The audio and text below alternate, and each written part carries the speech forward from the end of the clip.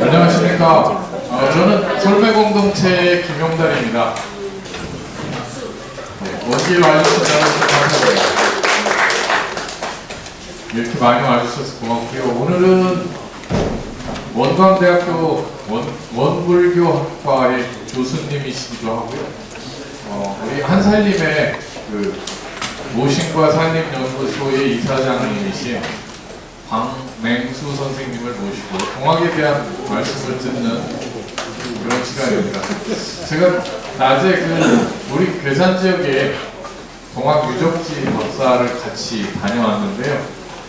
앞에 앉으셔도 전혀 부담이 없으실 겁니다. 왜냐하면 조르실 수가 없을 겁니다. 들어보시면 가슴에서 이렇게 뭔가 울컥하고 올라오는 것도 있으실 것 같고요.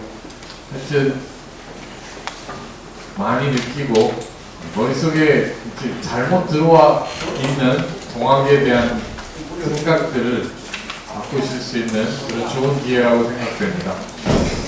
뜨거운 박수로 우리 박맹수 선생님 모시겠습니다. 박수 부탁드립니다. 예, 반갑습니다. 한 분도 반갑지 않으신 모양이네요.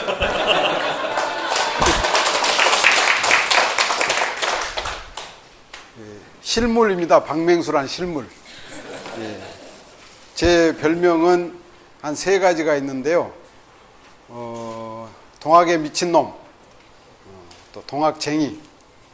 최근에 제 친구들이 붙여준 별명이 오늘 또 걷는다마는 박맹수입니다. 우리 동학 유적지를 1983년부터 걷기 시작했고, 최근 10년 전부터는 일본을 걷고, 마지막 죽기 전에는 이제 북한 땅을 걷는 겁니다. 그래서 1983년부터 제 발로, 제 눈으로, 제 몸으로 우리 150년 전에 동학 도인들, 또 120년 전에 동학군들의 발자취가 어린 곳들을 만 30년 걸었네요. 그러니까 오늘 또 걷는다마는 박맹수 해도 되겠죠? 자료를 준비했습니다만 이건 다 무시하십시오.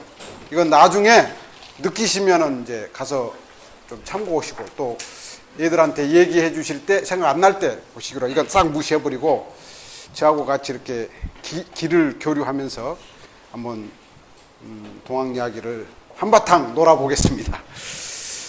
제가 이제 55년생이니까 한 3년 지나면 저도 이제 환갑자치를 해야 될 나이인데, 죽기 전에 그 남자의 자격 3가지, 박맹수라는 남자의 자격 3가지, 죽기 전에 해야 할 3가지 지금 숙제를 설정을 했습니다. 그 3가지 숙제가, 첫째가 동학과 동학혁명의 유적지를 세계 근대 문화유산으로 등록하고 죽는 것. 이게 제 지금 죽기 전에 꿈이고요. 근데 상당히 현실성이 있습니다. 나중에 들어보시면. 두 번째가 불멸의 이순신이나 태조 왕건, 대왕의 꿈, 제일 히트쳤던 사극이 뭘까요? 전 국민이 한번 동학을 소재로 한 사극으로 온 국민이 계층을 떠나서, 지역을 떠나서, 성별을 떠나서, 직업을 떠나서, 나이를 떠나서 우리 온 국민이, 그게 북한으로 가가지고 남북의 모든 동포가, 그게 또 전 세계로 퍼져서 대장금처럼 전 세계 모든 사람들이 한번 동학 드라마를 통해서 한번 울고 웃고 함께 느끼는 그런 대화 드라마를 위한 시나리오를 쓰고 그 사극이 방영되도록 하고 나서 죽고 싶은 게 제 이제 남은 남자의 자격 3가지입니다. 많이 도와주시기 바랍니다. 박수 안 쳐주세요.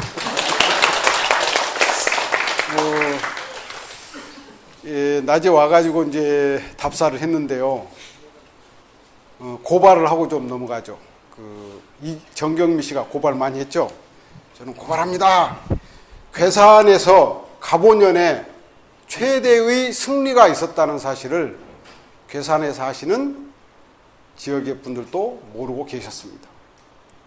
여러분 이제 우금치 전투에서 동학군들이 처절한 좌절을 맛보면서 개벽의 꿈이 쓰러져 가신 건 아시죠? 그 한 달 전쯤에 이 괴산 읍내에서 동학군들 2만 명이 근대식 무기를 갖춘 일본군 25명하고, 말이 안 되죠. 25명하고 2만 명이. 그런데 이겼습니다. 일본군 그 당시에 소대장 하라다라는 소위 이하 4명이 부상당하고 일본군 1명이 전사를 했습니다. 승리한 역사 현상입니다. 1894년 음력으로 10월 6일. 이거는 일본에 가서 일본 외교사료관의 사료, 일본 우리로 말하는 국방부 산하, 거기는 방위성이라고 하잖아요. 방위성 도서관의 사료에 굉장히 정확하고 자세하게 기록되어 있습니다. 왜? 자기네로서는 치욕적인 패배의 역사이기 때문에. 지금 일본군 1명이 죽었다는 게 무슨 승리냐? 그 생각 드시죠? 의문이 드시죠? 그 우금치 이 10월 6일에 괴산 전투 한 달 뒤쯤 11월 초에 동학군만을 전부 색출해서 죽이기 위한 전담 탄압부대가 일본에서 파병이 됩니다. 그 부대 이름이 후비보병 제19대대라고 그럽니다. 그 병력이 800명입니다.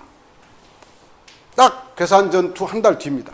그 800명이 11월 초부터 서울에서부터 세 길로 동로, 강원도로 해서 이제 쭉 경상도로 해가지고 남원으로 해가지고 진도까지 몰아붙이는, 그 다음에 서울에서 공주로 해가지고 그게 중로, 저쪽 서산 대안 쪽으로 해서 하는 게 서로 해가지고 세 길로 동학군들을 전부 몰아가지고 다 이제 살육을 하는데, 그 후비보병 제19대대에 의해서 죽은 동학군들의 숫자가 최근에 이제 밝혀졌습니다. 최근 한 4, 5년 사이에 한일 연구자의 공동 연구에 의해서 3만 명, 최소 3만 명이고 증가될 가능성이 더 높습니다.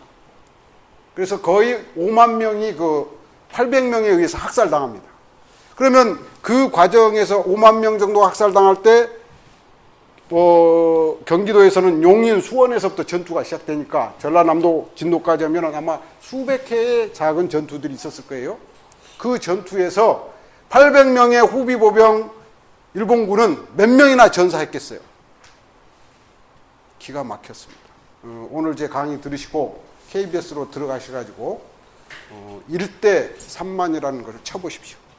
작년에 KBS 취재 파일에서, 작년에 제가 이제 일본에 그 경도대학 교수로 가가지고 아직 못 찾아낸 이제 사료들을 찾아내서 KBS에 제공을 해가지고 KBS 취재 파일 팀이 일본까지 와서 현장 그 사료 찾아낸 걸 다큐멘터리를 찍어가지고 한 15분간 방영한 게 1대 3만이라고 인터넷에 치면 그만 나올 겁니다. 거기에 내용이 뭐냐면 800명의 일본군 후비보병 제19대대가 넉 달 동안을 휩쓸고 내려가면서 5만 명 정도를 학살했는데, 그 800명 중에 동학군에 의해서 희생당한 일본군은 딱 1명이었습니다. 그 딱 1명의 묘를 작년에 찾아냈습니다. 그게 1대 3만의 다큐멘터리의 내용입니다. 기가 막히지 않으세요? 그러면은 가보년에 우리 이 조선 팔도에서 봉기한 동학군의 숫자는 몇 명 정도였을 거라고 여러분은 생각하십니까? 83년부터 제가 걸었으니까 제일 먼저 걷기 시작한 것이 경상도 경주부터 걸었습니다. 대한민국을 다 걷고 제주도도 걷고 일본도 걷고 중국도 산동반도에서 그 유해라는 데서 이제 중국군이 출병을 하거든요. 우리나라로. 거기까지도 가서 이제 답사를 하고 했는데, 한 30년 추적을 해보니까 가보년에 조선 인구가 약 거의 정확한 수치 기록이 나오는 게 1050만 명이 나와요. 그런데 30년을 답사해서 보니까 3명 중에 1명이 동학군이었어요. 그러면 1050만에서 3분의 1면 300만이 넘어요. 그래가지고 30만 명이 희생당합니다. 그런데 그 엄청난 희생 속에서 800명의 동학군을 진압하는 일본군은 딱 1명이 전사를 해요.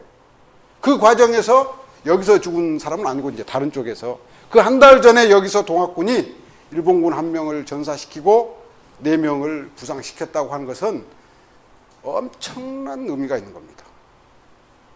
그러니까 동학혁명의 역사에서 거의 유일하게 승리의 기억을 간직하고 있는 황토현 전투는 일본군 없었습니다. 장성 황룡청 전투도 일본군 없었어요. 우리 정부군하고 싸운 거예요. 근대 식무기 가장 요즘으로 말하면 이렇게 생각하시면 돼요. 가보년에 우리 동학군하고 일본군의 전투는 그 아프가니스탄의 원시적 무기를 가지고 미국의 핵무기에 대항하는 거나 비슷한 겁니다. 그런 과정에서 유일하게 승리의 전투가 1894년 10월 6일에 괴산에서 일어났어요. 그리고 그 규모가 2만 명이 넘었어요. 그런데 기가 막힌 것은 그것을 알고 기억하는 이 지역의 어른들이 거의 없다는 것이죠. 우리 근현대사의 기억 속에서 괴산의 동학 이야기는 그동안에 인멸되어 왔다는 거죠. 이게 우리 근현대사의 핵심입니다. 그러면 이제 여기서부터 들어갑니다. 자, 왜 그 많은 희생이 있었는데도 그 엄청난 규모의 동학군들이 일어나가지고 싸웠는데도 우리는 그걸 기억하지 못할까? 그리고 우리의 선배들은 선조들은 왜 그것을 전승하려고 하지 않았을까? 결론은 이겁니다. 우리의 근현대사 150년이 제 나라 제 땅에서 제대로 된 생각을 가지고 제대로 된 삶을 살면서 제대로 된 세상을 만들려고 했던 사람들이, 그런 우리의 형님들이, 우리의 아버지들이, 우리의 할머니들이, 우리의 선조들이 150년 동안 어떤 대접을 받아왔습니까? 철저히 탄압당하고 철저히 배제당하고 철저히 짓밟히면서 살아온 역사, 그 역사 때문에 오늘의 이 현실이 있는 거다. 그런 점에서 본다면 우리 그 제 나라 제 땅에서 제대로 된 생각을 가지고 살려고 했던 우리 선조들의 한 꿈, 소망, 이거는 아직 미완성 상태로 있는 거 아닐까요? 동학이 바로 그겁니다. 첫 번째 의미, 동이 서해에 대한 동이 아니에요. 제가 지금 최근 10년 동안 전국을 누비면서 우리가 알아왔던 동학에 대한 오해를 깨는 것 중에 하나가 서해에 대항하기 위한 동이 아니에요.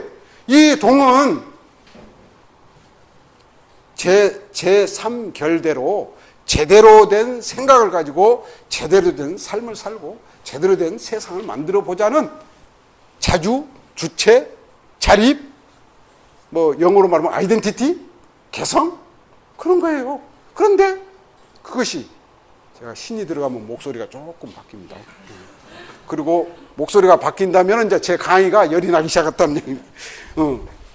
동학이 그거였어요. 그런데 그 내용을 제가 지어낸 게 아니라 수훈 선생님 때에도 동학을 만드신 수훈 선생님 때도 동학에서 주문을 할 때 시천주 조화정 영세물방 만사도 이렇게 합니다. 한번 외워볼까요? 그 기억도 없어요. 지금 가보년의 조선 민중들은 다 그 주문을 외울 줄 알았습니다. 시천주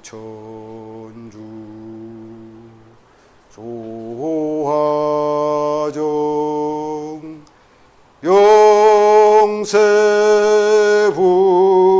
영세불망 만사지.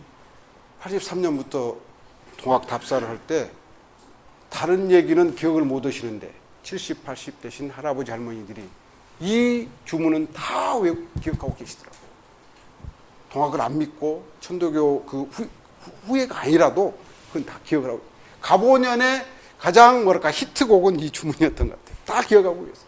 하여튼 그런 이제 그 주문 속에 천주가 나오니까 수선님 당대 때도 여러 사람들이, 우선 동학을 싫어했던 사람들이, 탄압했던 사람들이 너네는 이름만 바꾼 서학이다. 또 서학 쪽의 사람들이 왜 우리 속에 천주가 있는데 너네가 천주하냐 그러니까 도대체 정체를 밝혀라.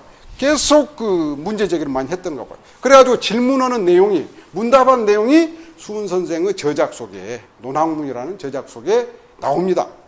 서학과 동학에는 도대체 무슨 차이가 있습니까?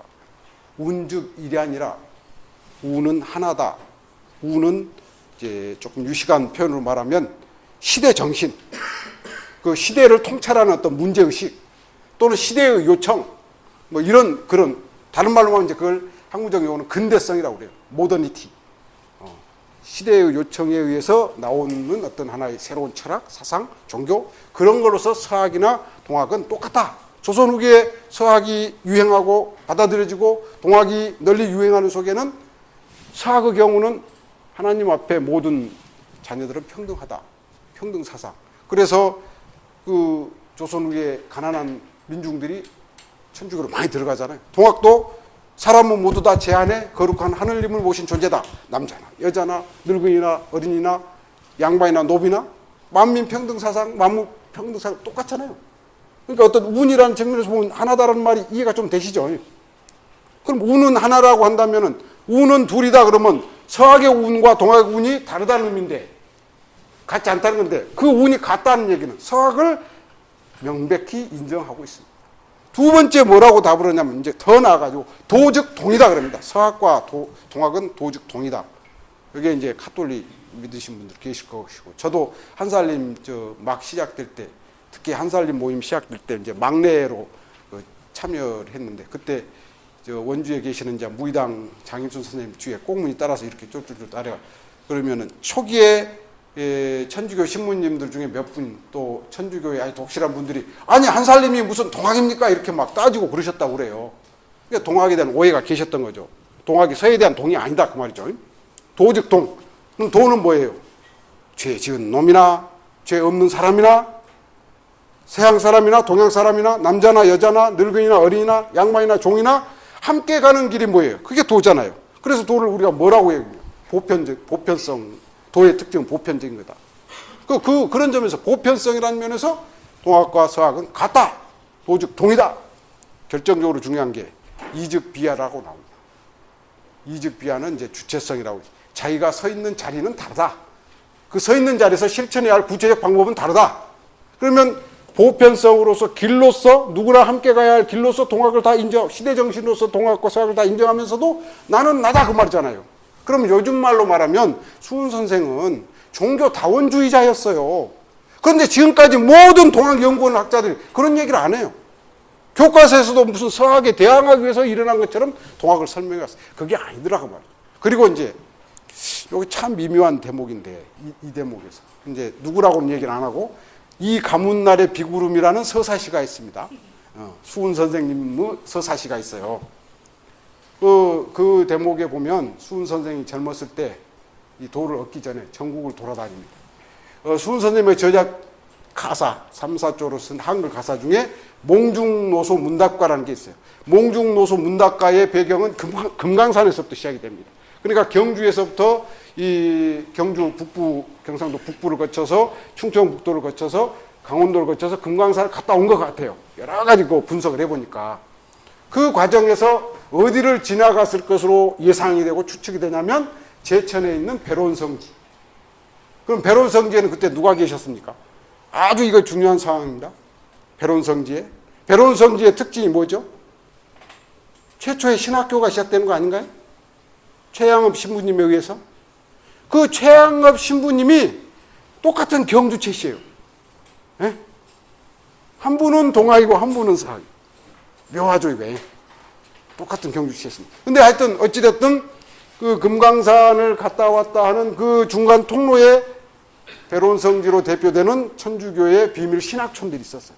이런 데를 자연스럽게 오고 가면서 서학 얘기를, 천주학 얘기를 수훈 선생이 많이 공부했을 것으로 생각이 돼요. 동경대전을 처음부터 끝까지 읽으면 서학 얘기가 아주 풍부하게 나옵니다. 이해를 하고 있었다는 얘기죠. 그래서 저는 결론적으로 얘기를 동학을 서학에 대항하는 대항 이데올로식으로 이해서는 안 된다. 분명히 개방적으로 상대를 인정하면서도 나는 나라고 하는 주체성을 강조하는 그런 것이 이제 동학이었다. 이런 말씀을 드리고 싶고요. 그 다음에 이제 그 동학에 대해서 사람들이 어떤 얘기들을 하냐면은 그 동학은 몰락 양반의 서자인 수훈 최재우가 그 유교, 불교, 도교의 좋은 점만 거기에다가 이제 민간 신학에서 좀 따오고 서학에서 좀 따와가지고 비빔밥처럼 만든 거다. 그러니까 거기에는 전부 유교의 좋은 점 들어있고 그러니까 유교로 보면 그건 유교고, 뭐 도교로 보면 도교고, 불교로 보면 불교다. 독창인가 별로 없다. 이렇게 얘기를 이해를 하는 경향이 굉장히 많았어요. 그런데 한번 아까 말씀드린 대로 가보년의 인구가 1050만에서 300만 정도가 가담을 했어요. 그래서 30만 정도가 희생이 됐어요.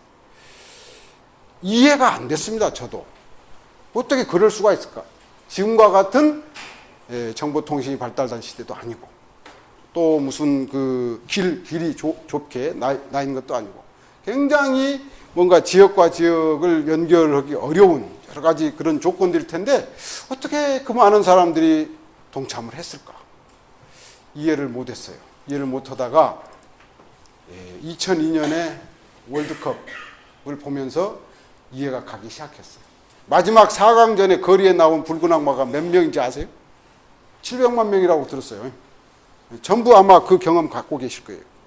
그때 그 붉은 악마의 현장에는 국적이 별 필요가 없었잖아요. 시청 앞 광장에 그때 중계할 때 보니까 그 근처에 그 뭐 무역 상사 직원으로 들어오신 분들이 하도 난리를 치니까 이제 저녁에 퇴근해서 그 양반들도 다 나와가지고 그 시청 앞에서 막 어울리더라고요. 외국인들이. 네. 이게 우리 한국인들에게는 뭔가 그게 있는 것 같아요. 어떤 결정적 시기나 뭔가 그 분위기를 타면은 그런 이제 신바람, 신명이라고 그러잖아요. 그런 것이 있는 것 같아요. 그게 아마 가보년에는, 그러니까 가보년의 붉은 악마가 동학군이었다 이런 느낌이 들어져요. 저는 붉은 악마 현상을 직접 보고 느끼면서 300만이라는 숫자를 이제 실감하기를 시작을 했어요. 그러면 그 300만을 묶었던 동학의 엑기스, 핵심, 이게 뭐였을까? 뭐가 있었으니까 그 사람들을 묶었을 거 아니에요? 뭐 공통적인 어떤 유대랄까, 연대감. 그걸 가보년의 처참한 살류구 현장에서 가까스로 살아남은 충청남도 서산 출신의 홍종식이라는 분의 숙이 1920년대에 기록이 되는데 후배들이 찾아가서 이제 인터뷰를 합니다. 그 제목이 동학난 실화라고 남아있어요. 그 기록에 선배님은 어떻게 가보년의 동학농민군 지도자가 접주가 되셨습니까? 첫 번째 답이 동학에 들어가면 굶는 사람이 없었다. 굶는 사람이 없었다. 그래서 이제 그걸 보고 그 발로 이제 제가 찾아다니는 자료들을 전부 뒤적여 봤어요. 그랬더니 굶는 사람이 없게 만드는 그 전통이 수훈 선생이 동학을 만든 그날부터 동학혁명이 일어나는 그날까지 계속되는 거예요. 그게 유무상자입니다. 요거는 수훈 선생 자신이 남긴 말이에요. 자기 자랑하려고 남긴 말이 아니라 동학을 제일 싫어했던 양반 지식인들이 남긴 동학을 배척하고 탄압하자는 통문 속에 남아있어요. 1863년에 상주에서 나온 동학 통문 속에 왜 동학이 이렇게 막 퍼져가냐? 동학에는 유무상자의 전통이기 때문입니다. 있을 유자, 없을 무, 서로 상자, 자본주의 바탕 자자. 그러니까 있는 사람과 없는 사람이 서로 먹여주고 살려준다. 그때 이제 이 유라고 하는 것은 반드시 재물, 재산, 부만 아니라 지식, 지식의 유무, 기술의 유무, 재산의 유무. 그들이 서로 돕는다고 하는 거예요. 그러니까 요즘 말로 하면 호혜의 전통이 그게 동학에 뛰어들면은 굶는 사람이 없게 만들었다는 전통입니다. 1888년이 우리 조선 땅에 대흉년이 들었습니다. 무자 대흉년으로 역사적 기록에 나옵니다. 실록에도 나옵니다. 팔도가 다 붉게 문드렀다고 해요. 대흉년이 돼가지고. 60년대에 대가뭄이 들어서 특히 저같이 전라도 출신 사람은 더욱 실감을 하는데 그때 많은 사람들이 농사를 포기하고 이농을 하죠. 그 기억 혹시 나실 겁니다. 그와 거의 비슷한 수준의 엄청난 대가뭄이었어요. 그러니까 굶는 사람이 엄청나게 많았잖아요. 그때 해월 최시영 선생님이 전국의 동학 신자들, 접주들, 지도자들한테 통문을 보냅니다. 그 통문 내용이 무자 통문으로 남아 있습니다. 그걸 전라북도 부안의 천도교 수도원에서 찾아냈어요. 그걸 보니까 어떤 내용이 나오냐면 이 한겨울에 형은 옷이 없어가지고 벌벌벌 떨고 있는데 동생만 따뜻해서 되겠느냐? 그 다음에 이 추운 겨울에 동생은 식량이 없어가지고 쫄쫄 굶고 있는데 형만 배부르면 되겠냐? 그러니 있는 사람들이 십시일반 내가지고 굶고 추위에 떠는 사람이 없도록 하라. 이 무자통문의 내용입니다. 유무상자입니다. 교조신원운동이라는 소위 합법운동을 2년 하거든요. 1892년부터 3년까지. 요즘도 그러죠. 요즘도 어떤 그 시민운동이라든지 우리 여러 가지 전통에서 보면 이제 젊어서 운동권 하다가 이제 좀 그 현실과 적절히 조금 타협을 해갖고 변호사가 된다든지 또는 뭐 기업에 뭐가 되면은 그런 감정 있잖아요. 동지들을 조금 그래서 어떻게 합니까? 뒤에서 물주가 돼서 되죠. 되다 보면 자기도 쫄딱 망해. 그런 사람들이 교조신혼운동 당시에 무수히 나왔던가 봐요. 그러니까 그 교조신혼운동 당시에도 그 신혼운동 뒷바라지 하다가 거덜난 사람들 좀 어떻게 거도라고 하는 그 통분이 계속 나. 가보년에도 그렇게 나. 그래서 하여튼 동학은 초기부터 혁명 단계까지 동학에 뛰어들면 굶는 사람이 없게 하는 전통이었다. 오늘날의 이 시대에도 그 의미는 한번 새겨봐야 될 것 같아요. 굶는 사람이 함께하는 정치 이런 것. 두 번째 동학이 뭘 묶었냐 민초들을. 두 번째가 양반 쌍놈이 동학에 뛰어들면 맞절을 하고 접장이라고 하는 경어를 썼대요. 그 접장이라는 게 동학식의 경어입니다. 양반 쌍놈이. 이게 참말인가 거짓말인가. 역사학자 출신인 저 같은 경우는 따져보기로 하여튼 안 따지면 그건 역사학이 아니니까 이게 정확한 기록인지 아닌지. 그래서 실제로 그런가를. 그랬더니 동학을 제일 싫어했던 가보년의 지식인이 누구냐면 매천황현이라는 분이에요. 양명학자, 유학자가 아니라 그 아편 먹고 돌아가신 분이 사실은 양명학입니다. 양명학은 뭐예요? 지행합일이잖아요. 실천을 중시해야 돼요. 동기의 순수성과 그 안 것을 제대로 실천하지 아니하고 행으로 놔두지 못하면 그거는 진짜 학문한 놈이 아니에요. 그래서 지행합의라고 그래요. 양지양능의 지행. 그래 동기부터 끝까지 과정, 목적까지가 전부 순수해야 되고 그러니까 이분이 그런 그 매천 선생이 도저히 동학을 용납할 수가 없어요. 왜? 양반 쌍놈 재주를 부정하니까. 그래가지고 그 동학을 비판하는 이야기를 당신이 죽기 전에 오하기문이라는 기록으로 남겨놨어요. 이 오하기문은 동학혁명 연구의 아주 기본 고전 중에 고전입니다. 동학 반대쪽에 동학 내부 쪽이 아니라. 왜냐하면 풍부한 기록들이 많이 나오니까. 그 오하기문의 처음부터 끝까지가 뭐냐면 동학 내부의 만민평등 사상. 양반과 노비가 맞절해요. 어제까지 양반 노비로 살던 둘이 동학에 뛰어들어가고 다음날 서로 맞절하니까 노비가 절을 받을 수 없어서 도망간다는 대목이 막 나옵니다. 처음부터 끝까지가. 그러니까 동학에 뛰어들면 모두가 다 평등했던 거죠. 그러니까 우리 세계적으로 평등 사상이 어디서 싹 트는지 한번 따져봐야 될 것 같은데 우리의 근대에서는 동학에서 시작이 됐죠. 실학 사상가들인 정다선 선생이나 반계 유영원 선생이나 뭐 연암 박지원 선생이나 이런 분들이 신분제의 문제점, 신분제를 폐지해야 된다라는 주장을 했지만 실천, 사회운동으로는 못 가져갔잖아요. 우리 한국 사회에서 만민평등을 이론적으로 시천주라는 걸로 주장을 해가지고 그것을 스스로 실천해서 사회운동으로 그래서 결국 갑오개혁을 통해서 신분제가 폐지되도록 만든 그거는 동학의 선배들이었어요. 그것이 그 뿌리가 뭐냐면 시천주라고 하는 거예요. 모든 사람은 제 안에 하늘님을 모시고 있다. 얘들도 하늘님을 모시고 있고. 그래서 그것을 해월 선생님이 그 뒤에 어떻게 해석을 하냐. 1889년에 경북 김천에서 이런 말씀하십니다. 앞으로 시대에는 여성들 가운데 도통 오는 사람이 많이 나올 것이다. 지금 누구를 얘기하는 거 아닙니다.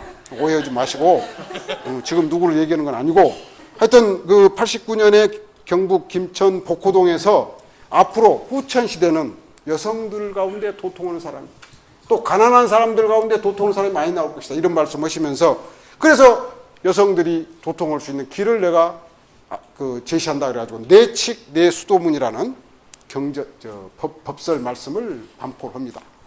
그게 필요하신 분은 원문은 서울대 규장각에 지금 보관돼 있고 그걸 복사해서 제가 몇 개 제본하고 있어요.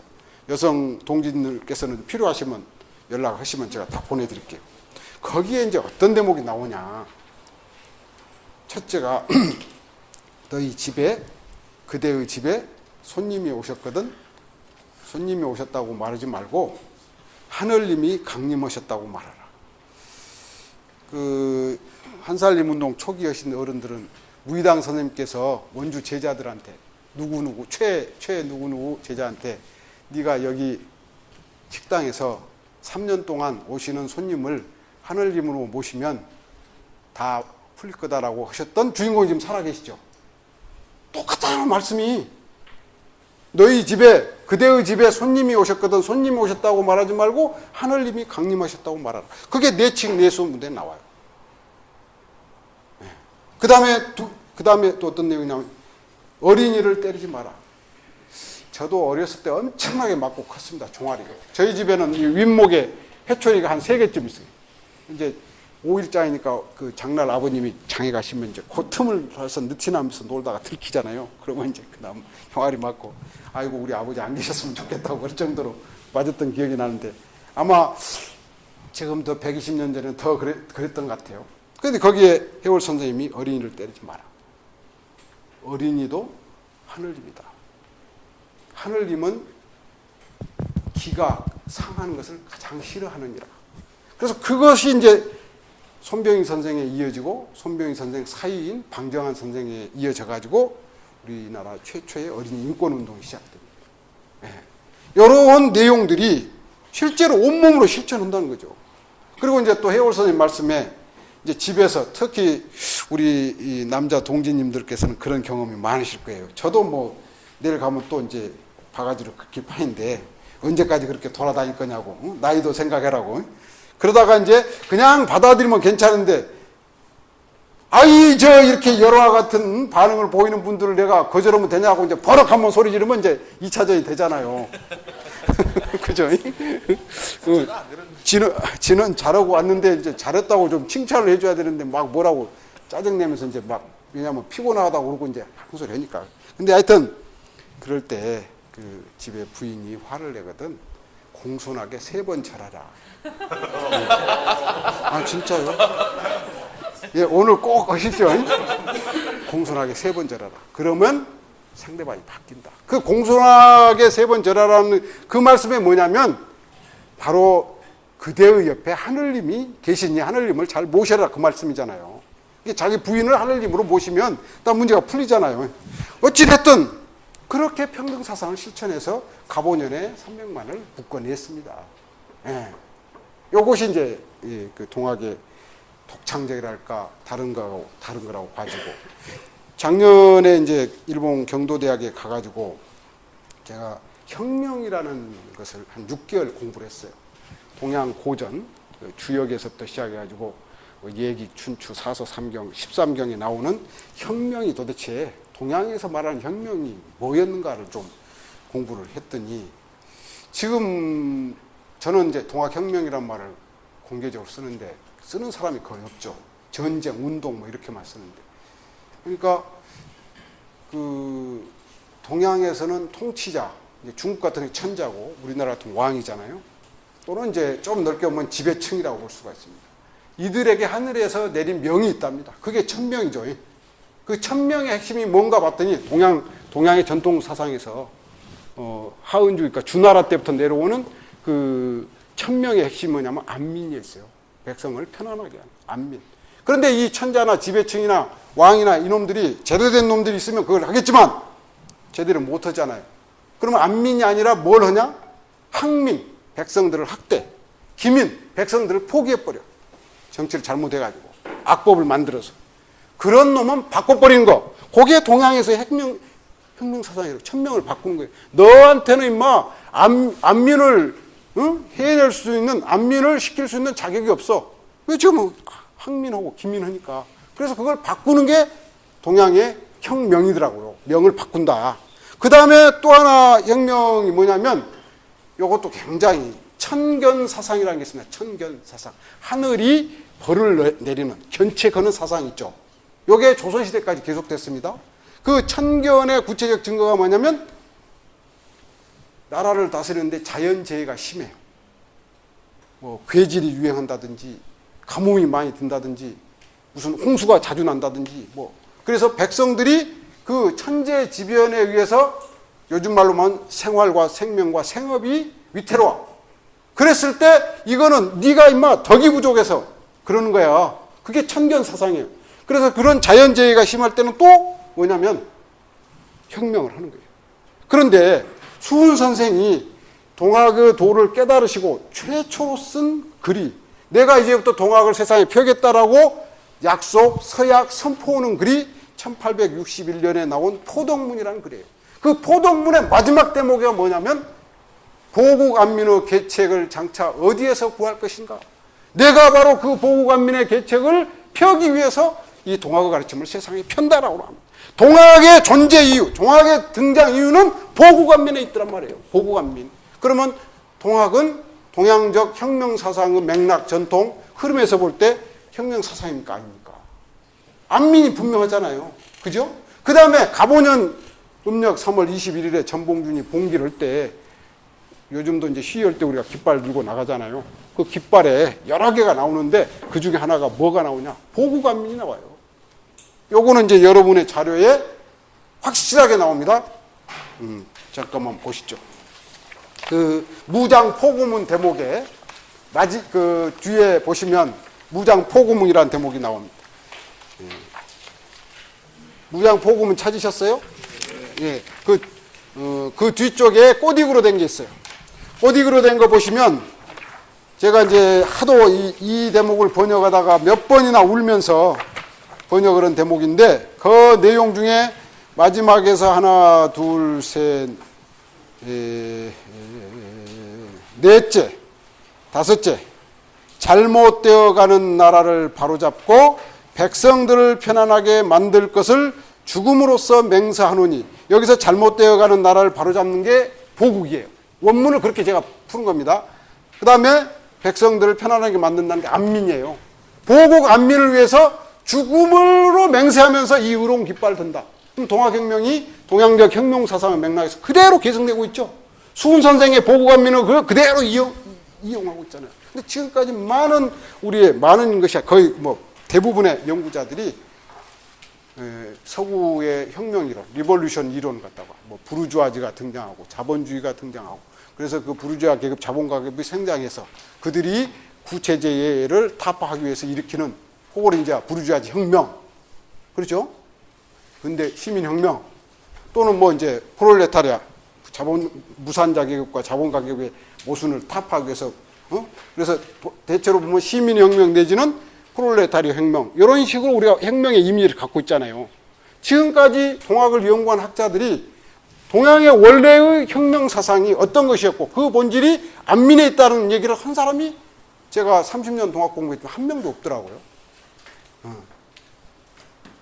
그러면 맹자의 이제 안민이 나오고 동양 고전에 나오는데 지금까지 동양 고전에서 찾으면서 여러 가지 용어를 찾으면서 안민은 나오는데 보국안민은 안 나와요. 보국안민은 현재까지 나올 가능성도 있죠. 사고전서 다 뒤져보면 나올 수 있을 가능성이 있지만 지금까지 제가 동양 고전에서 찾아본 바로는 아직까지는 보국안민이 안 나와요. 수훈 선생님만 그 다음에 전봉준의 이 무장 포고문에서만 나오더라고요. 그러니까 안민에다가 보국을 하나 더 붙인 거죠. 요 보국이 붙은 이유는 이제 19세기라고 하는 그 세계사적 변동, 서구의 어떤 그 자본주의 열강이 침략에 들어오는 그런 맥락이 보국이라는 말로 반영돼서 그렇게 나타나는 것 같아요. 그래서 동학혁명은 명확하게 동양적 혁명 사상을 창조적으로 개성하고 있는 거죠. 안민을 보국까지 결합해가지고 나온 거니까. 이런 부분들을 놓고 우리가 생각을 해보면 지금까지 동학이 무슨 창조적인 뭐가 있냐 이런 것에 대해서 좀 새로운 각도로 바라봐야 될 필요가 있다 이런 말씀을 드리고자 합니다. 이제 다음 대목으로 제가 83년에 이제 공부를 시작해서 중간에 이제 데모를 좀 많이 했어요. 한국학중앙연구원 지금 옛날에는 한국정신문화연구원이라는 데인데 그게 국가에서 주는 장학금으로 공부하는 대학원이었잖아요. 그러니까 박정희 대통령이 죽기 전에 카이스트를 만들고 그게 일정하게 성공하니까 인문 분야의 카이스트가 필요하다. 그래서 만든 것이 이제 한국정신문화연구원. 그래서 돈 엄청나게 혜택 받았어요, 사실은. 학비 다 무료, 기숙사 다 무료. 공부 잘하면 월 1983년이니까 성적이 그 일정 4.0 이상인가 되면 월 5만 원씩 생활비, 거기에다가 1학년 마치면 해외 연수, 그 다음에 거기 졸업하면 뭐 바로 특채돼가지고 국립연구기관에 바로 들어가고 엄청난 혜택을 받았죠. 어찌됐든 하여튼 혜택을 받고 그렇게 공부를 하는데 계속 바깥에서 친구들은 거기는 정신병원이고 거기는 의용학자 기르는 곳이고 친구들은 계속 공격하는 거예요. 그 이제 석사 2년, 박사 3년 동안 그 스트레스를 받으면서 공부했잖아요. 폭발이 됐어요. 그때가 87년입니다. 그 전문 연구기관에 노조가 많이 만들 때. 그때 하필 제가 박사과정 3학년에 있으면서 조교를 하고 그랬어요. 그러니까 대학원에서도 선배고 또 조교라는 신분은 그 직원이기도 하고 그래가지고 이제 정신문화연구원 노동조합을 발기를 해가지고 본격적인 이제 투쟁을 했죠. 의용교수 물러가라 막 이런 얘기를 하고 그래서 이제 찍혀가지고 10년 동안 이제 박사 논문을 쓸 수가 없었어요. 그런 이제 그 과정을 겪으면서 이제 이렇게 쭉 동학 공부를 했는데 그것이 취직도 할 수가 없고 어느 이제 국립연구기관에 우수한 성적으로 합격했으나 면접에서 노조운동원 경력이 탄로나가지고 그래서 이제 소송을 제기해가지고 또 싸우고 그게 또 이제 한겨레 신문에 보도돼가지고 뭐 난리가 나고 막 별 그런 이제 에피소드랄까 하여튼 겪으면서 한 10년 동안 뭐 할 게 없더라고요. 거기에다가 이제 원불교 교단에서 오늘은 제가 정복을 안 입고 왔습니다만 교단에서는 완전 이제 좌파 교무로 찍혀가지고 그 교단 안에서도 이제 다 내놓은 자식이 돼가지고 거기에 가서도 어떻게 끼웃거릴 수도 없고 그러면서 이제 용돈이 좀 생기면 답사를 다니고 그래서 이제 해월 선생님의 250군데 은거지 중에 한 60군데 정도를 이제 답사를 해서 박사 논문을 썼어요. 그게 이제 96년입니다. 그러다가 그 95년 7월에 일본 홋카이도 대학에서 전라남도 진도의 출신의 동학군 해골이 발견되는 사건이 일어나요. 동학에 미친 놈이 볼 때는 딱 오잖아요, 뭔가. 100년도 더 지난 지금 대한민국의 제일 남쪽 섬에 100년 전의 인물의 해골이 왜 일본에서 제일 북쪽 섬에서 발견될까? 딱 오죠. 이거는 뭐 다른 사람 아니면 갈 사람 없고 내가 내 팔자다. 가지고 이제 또 한승원 변호사님하고 같이 이제 96년 2월에 1차 조사를 가서 보니까 아니나 다를까 엄청난 문제들이 얽혀 있는 거예요. 이제 그래서 와가지고 이제 97년에 학교를 휴직을 하고 휴직을 하니까 이제 1년 처음에는 1년 목표로 홋카이도로 건너갔습니다. 가서 보니까 1년 갖고 되질 않아요. 일본어도 잘 안 되니까. 그래서 결국 눌러 앉아서 박사과정에 들어갔어요. 그래서 들으니까 학교는 난리가 났죠. 근데 이제 창립 멤버기 때문에 차마 자르지를 못하고 무급 휴직으로 해주마 그래가지고 3년 동안 이제 무급 휴직을 받았어요. 대단한 그 적이었죠. 그래서 이제 97년부터 2001년까지 일본 홋카이도 대학에서 이제 일본 근대사로 다시 박사과정을 하는데 97년에 무슨 일이 계셨습니까? 또 말고 더 중요한 거. 맨날 저 우파들이 욕하는 김대중 씨가 이제 대통령이 되잖아요. 그래서 98년에 10월에 일본으로 국빈 방문을 오십니다. 저는 저 공개적으로 말씀드리겠습니다. 저는 저 살아도 김대중 씨한테 표를 찍을 수밖에 없고 죽어도 김대중 씨한테 표를 찍을 수밖에 없는 사람입니다. 그러니까 오해는 마시고. 어찌됐든 저 98년에 이분이 그래서 97년 선거 때 얘가 자꾸 옆으로 가네. 옆으로 가는 얘기가 재밌어요. 한 2주일 전에 NHK 일본 공영방송에서 정세 분석을 하면서 이번에도 한국의 민주 세력은 진다. 김대중 씨는 진다. 이렇게 보도가 나왔어요. 얼마나 열이 났는가. 왜냐하면 저는 일본 얘기만 나면 막 마음이 불편하거든요. 그래, 너네 예상대로 지나봐라. 우리는 안 진다. 막 오기가 나가지고. 그래서 70만 원짜리 비행기표를 끊어가지고 투표를 하러 왔어요. 97년 선거 때. 근데 훈장도 안 주시더만. 어찌됐든 그런 이제 그 추억이 있는데 98년에 오셨어요. 그때가 이제 박사과정 제가 정식으로 들어간 1년차 때인데 10월 달에 일본 국회에서 연설을 하십니다, 이분이. 이제 뭐 다 연설하는 거 나오는데 쭉 중계하는 걸 보는데 저희 아시아에는 3대 민주주의 사상이 있습니다. 유교의 민본주의, 불교의 그 일체 중생은 다 부처가 될 수 있는 성품을 갖고 있다. 일체 중생 개유불성, 불교의 그런 평등 사상. 세 번째, 그리고 세 번째는 우리 한국 땅에서 100년 전에 사람이 하늘이라고 선포했던 동학사상입니다. 눈물 안 났겠어요? 이국 땅에서요? 저는 그 상상도 못하는 충격을 받았어요. 김대중 대통령님 말씀. 일본 국회에서 그 일본에 다 보도된 일입니다. 그러면 굉장히 오랫동안 생각하고 준비된 발언입니다. 그거는 제가 받아들였던 것은 너네가 짓밟은 동학혁명이었다. 너네가 덧밟은 동학혁명인데 그 동학혁명의 핵심 사상이 뭔 줄 아느냐? 사람이 하늘이라고 선포했다. 그걸 너네가 깼다. 그런 나라에서 내가 고난을 이기고 대통령에서 왔다. 그런 그 수많은 뭔가 메타포, 은유가 담긴 그 말씀이에요. 근데 이제 저는 동학을 연구하는 사람이니까 동학이 아시아 3대 민주주의 하나? 민주주의 사상이 하나? 저를 가르쳐 주셨던 스승님들로부터도 들어본 적도 없고 저와 같이 수없이 토론했던 동지 선배들하고도 그런 얘기를 듣고 처음 그 얘기를 듣는 거예요. 동학에 미친 저도 미처 생각하지 못된 얘기를 듣는 거예요. 일본 땅에서. 엄청난 충격을 제가 받았어요. 세상에 이럴 수가 있을까? 나는 그래도 명색이 동학 연구자라고 했는데 왜 나는 지금까지 83년에서 98년까지 15년 연구했단 말이에요. 그럼 강사는 한번 바뀌었는데 나는 왜 한번 그런 생각을 못했을까? 굉장히 충격을.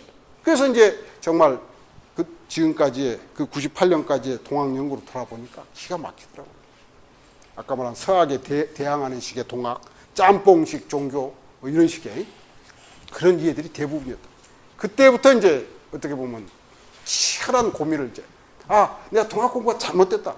다시 시작했구나. 그런 심정으로 사실은 98년부터 이제 더 정신을 차리게 됐어요. 더 이제 오기도 나고 막 악발이 나고 막 그래 한번 더 해보자. 그러면서 이제 이 공부를 했는데 그 동학이 지금 전 세계적으로 엄청난 바람을 타고 있습니다. 지금 제 눈에는 태풍이 한 볼라벤인가 작년에 불었던 사라호 태풍급의 태풍이 전 세계에 지금 3개가 불고 있는 것 같아요. 전 세계적으로. 하나가 뭐냐면 동풍입니다. 동풍. 동아시아. 동아시아. 유럽이나 미국이나 뭐 중국이나 일본은 동아시아에 있으니까 무시하고. 거기에 가장 앞서가는 지식인들이 전부 지금 동아시아를 쳐다보고 있다. 저 미국에는 CIA 말고 공식 기구로 국가정보위원회라는 게 있다네요. 거기서 북한 전문가, 한국 전문가, 중국 전문가, 미국 전문가들이 다 7, 8년 전에 정세 분석을 하면서 뭐라고 결론을 내렸냐면은 세계 권력과 자본의 중심이 서방에서 이미 동방으로 이동했다. 그렇게 결론을 내렸대요. 근데 실제로 수치상으로도 보시면 다 그러겠죠. 한중일 3국이 차지하고 있는 어떤 국민 총생산 또는 어떤 무역의 물동량 또는 자원, 인구 내지는 우리로 말하면 우리 같은 경우는 이제 교육 수준 보면 한중일 3국이 지금 엄청나잖아요. 세계적으로. 그리고 아마 5년 후에 중국의 위상, 일본의 위상은 조금 수수께끼 같아요. 5년 후에 한국의 위상 엄청나게 아마 달라질 것 같아요. 그래서 이스트 터닝이라는 말이 아주 공공연하게 불고 있죠.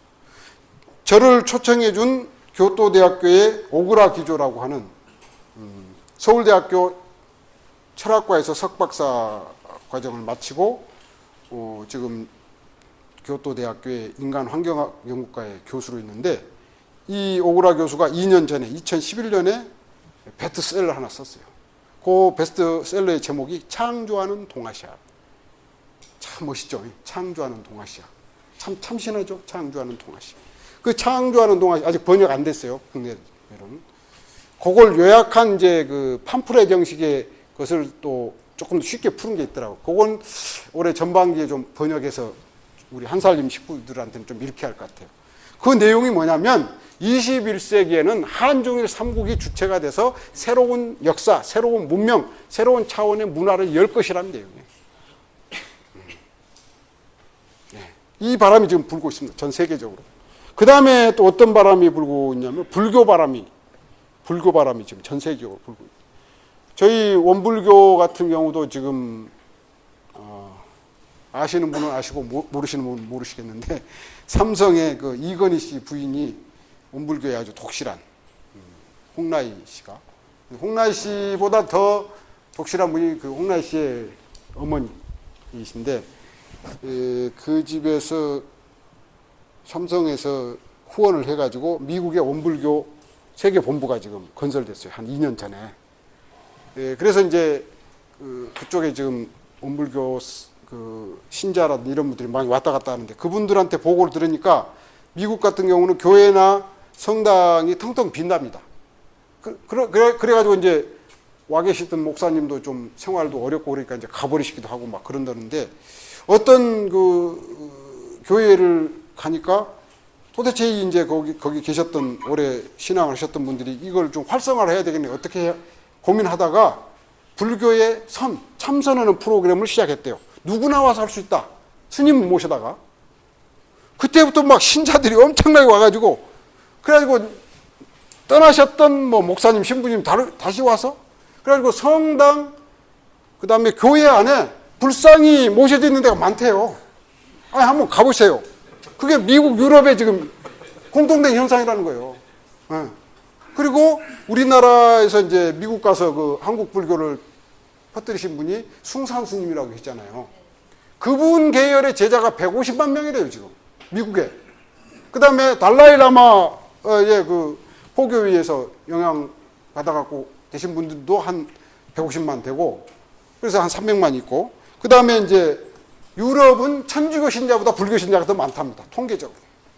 그리고 미국 같은 경우에는 그 아침에 일어나가지고 10분, 20분, 30분 이렇게 참선 명상을 하는 인구가 수백만이래요. 그래서 뭐 일설에 의하면 서구 지식인들이 그 부르는 노래의 이름은 절망이고 이야기 주제는 허무인데, 그 절망과 허무 끝에 나오는 타령은 불교 타령이다, 뭐 그런 말이, 이런 바람이 불고 있답니다.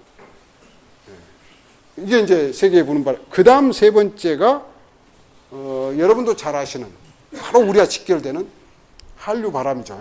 한류. 뭐 강남 스타일은 너무 뭐 잘 알려서 말 안 하는 게 낫고, 아리랑이 작년 12월 6일에 세계문화유산 등재됐습니다. 우리 것 중에 세계문화유산이 된 게 건 한 10여 개 됩니다. 판소리, 동의보감, 고인돌, 종묘제례학, 고려대장경, 그 다음에 생각 안 나네요. 훈민정음은 아직 안 됐어요. 그러니까 그런 맥락에서 보면 동학유산이 근대문화유산 될 가능성이 높잖아요. 어찌됐든 그거보다 더 중요한 거는 전 세계에 잘 나가는 대학의 한국학연구소가 지금 계속 들어서는 거예요. 구사회주의권을 포함해서 한국학연구소가. 일본 같은 경우는 한류 바람이 지금은 좀 꺾였습니다. 한국어 배우는 인구가 제가 97년에 갔을 때하고 지금하고는 한 3배 증가가 됩니다. 한국 유학생들이 아르바이트, 제가 갔을 때 아르바이트가 접시 닦는 것이 대부분이었어요. 지금은 거의 한글 아르바이트가 대부분. 엄청나게 배우고 있어요. 이번에도 제가 그 경도하고 오사카하고 고베 이런 쪽에 갔다 왔는데, 이제 일행 몇 사람하고 전철 안에서 한국어로 얘기하니까 한 50대 후반쯤 되는 아주머니가 안녕하세요, 저도 한국어 배우고 있습니다. 일상적으로 전철 안에서 그런 분들 자주 만납니다. 그렇게 바뀌었어요. 옛날의 한국이 아니고 옛날에 어떤 그 한글이 아니더라고요. 그러면서 이제 한국학이 이렇게 부는데, 그 속에 결정적으로 중요한 게 한국을 대표하는 한국인이 만든 철학으로서 앞으로 세계에 수출할 수 있는 학문이, 철학이 2개가 있다는 얘기를 지금 하고 있어요. 그 중에 하나가 동학입니다. 그 중에 하나가 동학입니다. 그 다음에 또 하나가 그 무렵에, 동학이 등장할 그 무렵에 나온 해강 최한기 선생이 간 기학입니다. 그러면 해강 최한기 선생님의 기학의 핵심 키워드를 딱 한마디로 요약을 해버리면 통입니다. 통할 통자, 소통, 통. 그러니까 그 기학의 핵심은 이 우주와 통하고 자연과 통하고 사람과 통하고 그것입니다. 기하의 핵심이. 그게 앞으로 21세기의 인류에게 비전을 줄 거라고 지금 세계 모든 전문가들이 얘기를 합니다. 한국학자들이 얘기를 합니다. 그리고 동학입니다. 동학의 핵심 사상은 한마디로 기하처럼 요약을 한다면 뭐겠어요? 시, 모실 시자입니다. 모실 시자. 예. 그러면 모실 시자의 해석이 이제 수은 선생에 의해서 세 가지로 나오는데 내유 신령, 외유 기화, 일세지은이 각지 불이다. 그러면 내유 신령은 뭐예요? 요즘 말로 말하면 영성이죠. 영성, 생명, 신. 응? 그 신이 저 하늘에 계시는 게 아니라 이제는 신이 21세기 신학자들이 얘기는 그 신이 우리 안에 만물 안에 다 들어와 계시다 그러잖아. 그래서 내재하는 신 또는 없이 계신 하느님 뭐 이런 표현을 요새 그 신학자들이 쓰시더라고. 내유 신령은 그 신이 저 밖에 있는 게 아니라 우리 안에 모든 만물 안에 다 들어와 있다. 그래서 거기에서 이제 만민 평등이 나오고 만물 평등이 나오는 거죠. 천지 만물이 막비 시천주다. 모든 천지 만물이 하늘님을 신을 모시지 않는 존재가 없다. 요게 저 내유 신령이다. 신령. 그 내유 신령의 경지가 나와 우리 이웃과 함께 해가는 거. 그게 외유 기화예요. 기화. 응? 그 신령이 다른 말로 그 영성이 사회 전체적으로 함께 이렇게 어우러져 실현되는 상태. 그게 외유 기화. 뭐 성스러운 뭐 사회화, 신명의 사회화, 뭐 그런 거죠. 그러니까 다른 말로 말하면 외유 기화는 저는 30년 전부터 지금까지 앞으로 죽을 때까지도 계속 혁명을 꿈꾸려고 하는데요. 혁명입니다. 외유 기화라는 건 혁명이잖아요. 혁명이 아까 뭐라고 그랬죠? 명을 바꾸는 거라고 그랬어요. 그리고 그 명의 핵심은 안민이라고 그랬어요. 그러면 이 민을, 안민을 우리가 달성하는 가장 핵심적인 내용은 뭐겠어요? 요즘 언어로 표현한다면 그 백성들의 생명과 생활과 생업을 100% 온전하게 실현해 주게 하는 것이 안민이잖아요. 그죠? 그게 혁명의 본질이죠. 그래서 하여튼 내유 신령, 외유 기화, 그 다음에 일세지인이 각지 불이. 불이라고 하는 것은 이제 굉장히 어려운 용어인데 다시 말하면 이 우리 모두가 가장 근원적인 그 신성, 영성 이런 걸로 서로 전부 다 연결돼 있어가지고 거기로부터 벗어날 수가 없다. 다 연결돼 있다. 유기체적으로 연결돼 있다. 이렇게 해석하면 될 것 같아요. 이게 이제 시의 본질인데 바로 그 시는 세 가지로 다시 설명을 합니다. 나의 내면의 세계에서 가만히 여러분들이 이렇게 이제 살아가실 때 보시면 나를 보는 또 하나의 나가 있잖아요. 이걸 이제 다른 뭐 불교적으로 본다면 거짓 나와 참 나가 있잖아요. 요 경계가 없어져서 하나로 완전히 뭐랄까 이렇게 회복된다 그럴까? 돌아간다 할까? 제자리로? 나의 진정한 나로의 통일. 그 시의 하나의 차원이고 또 하나는 우리 모두가 함께 가장 그런 성스러운 차원에서 서로 하나가 되는 인간과 인간 사회적 관계에서의 어떤 그런 거. 그 다음에 그것을 전 우주, 전 만물과 함께 그런 차원으로 함께 시의 관계로 가져가는 거. 뭐 이렇게 이제 그걸 동학적인 용어로는 시천, 양천, 채천 이렇게 이제 얘기를 한다고 그러죠.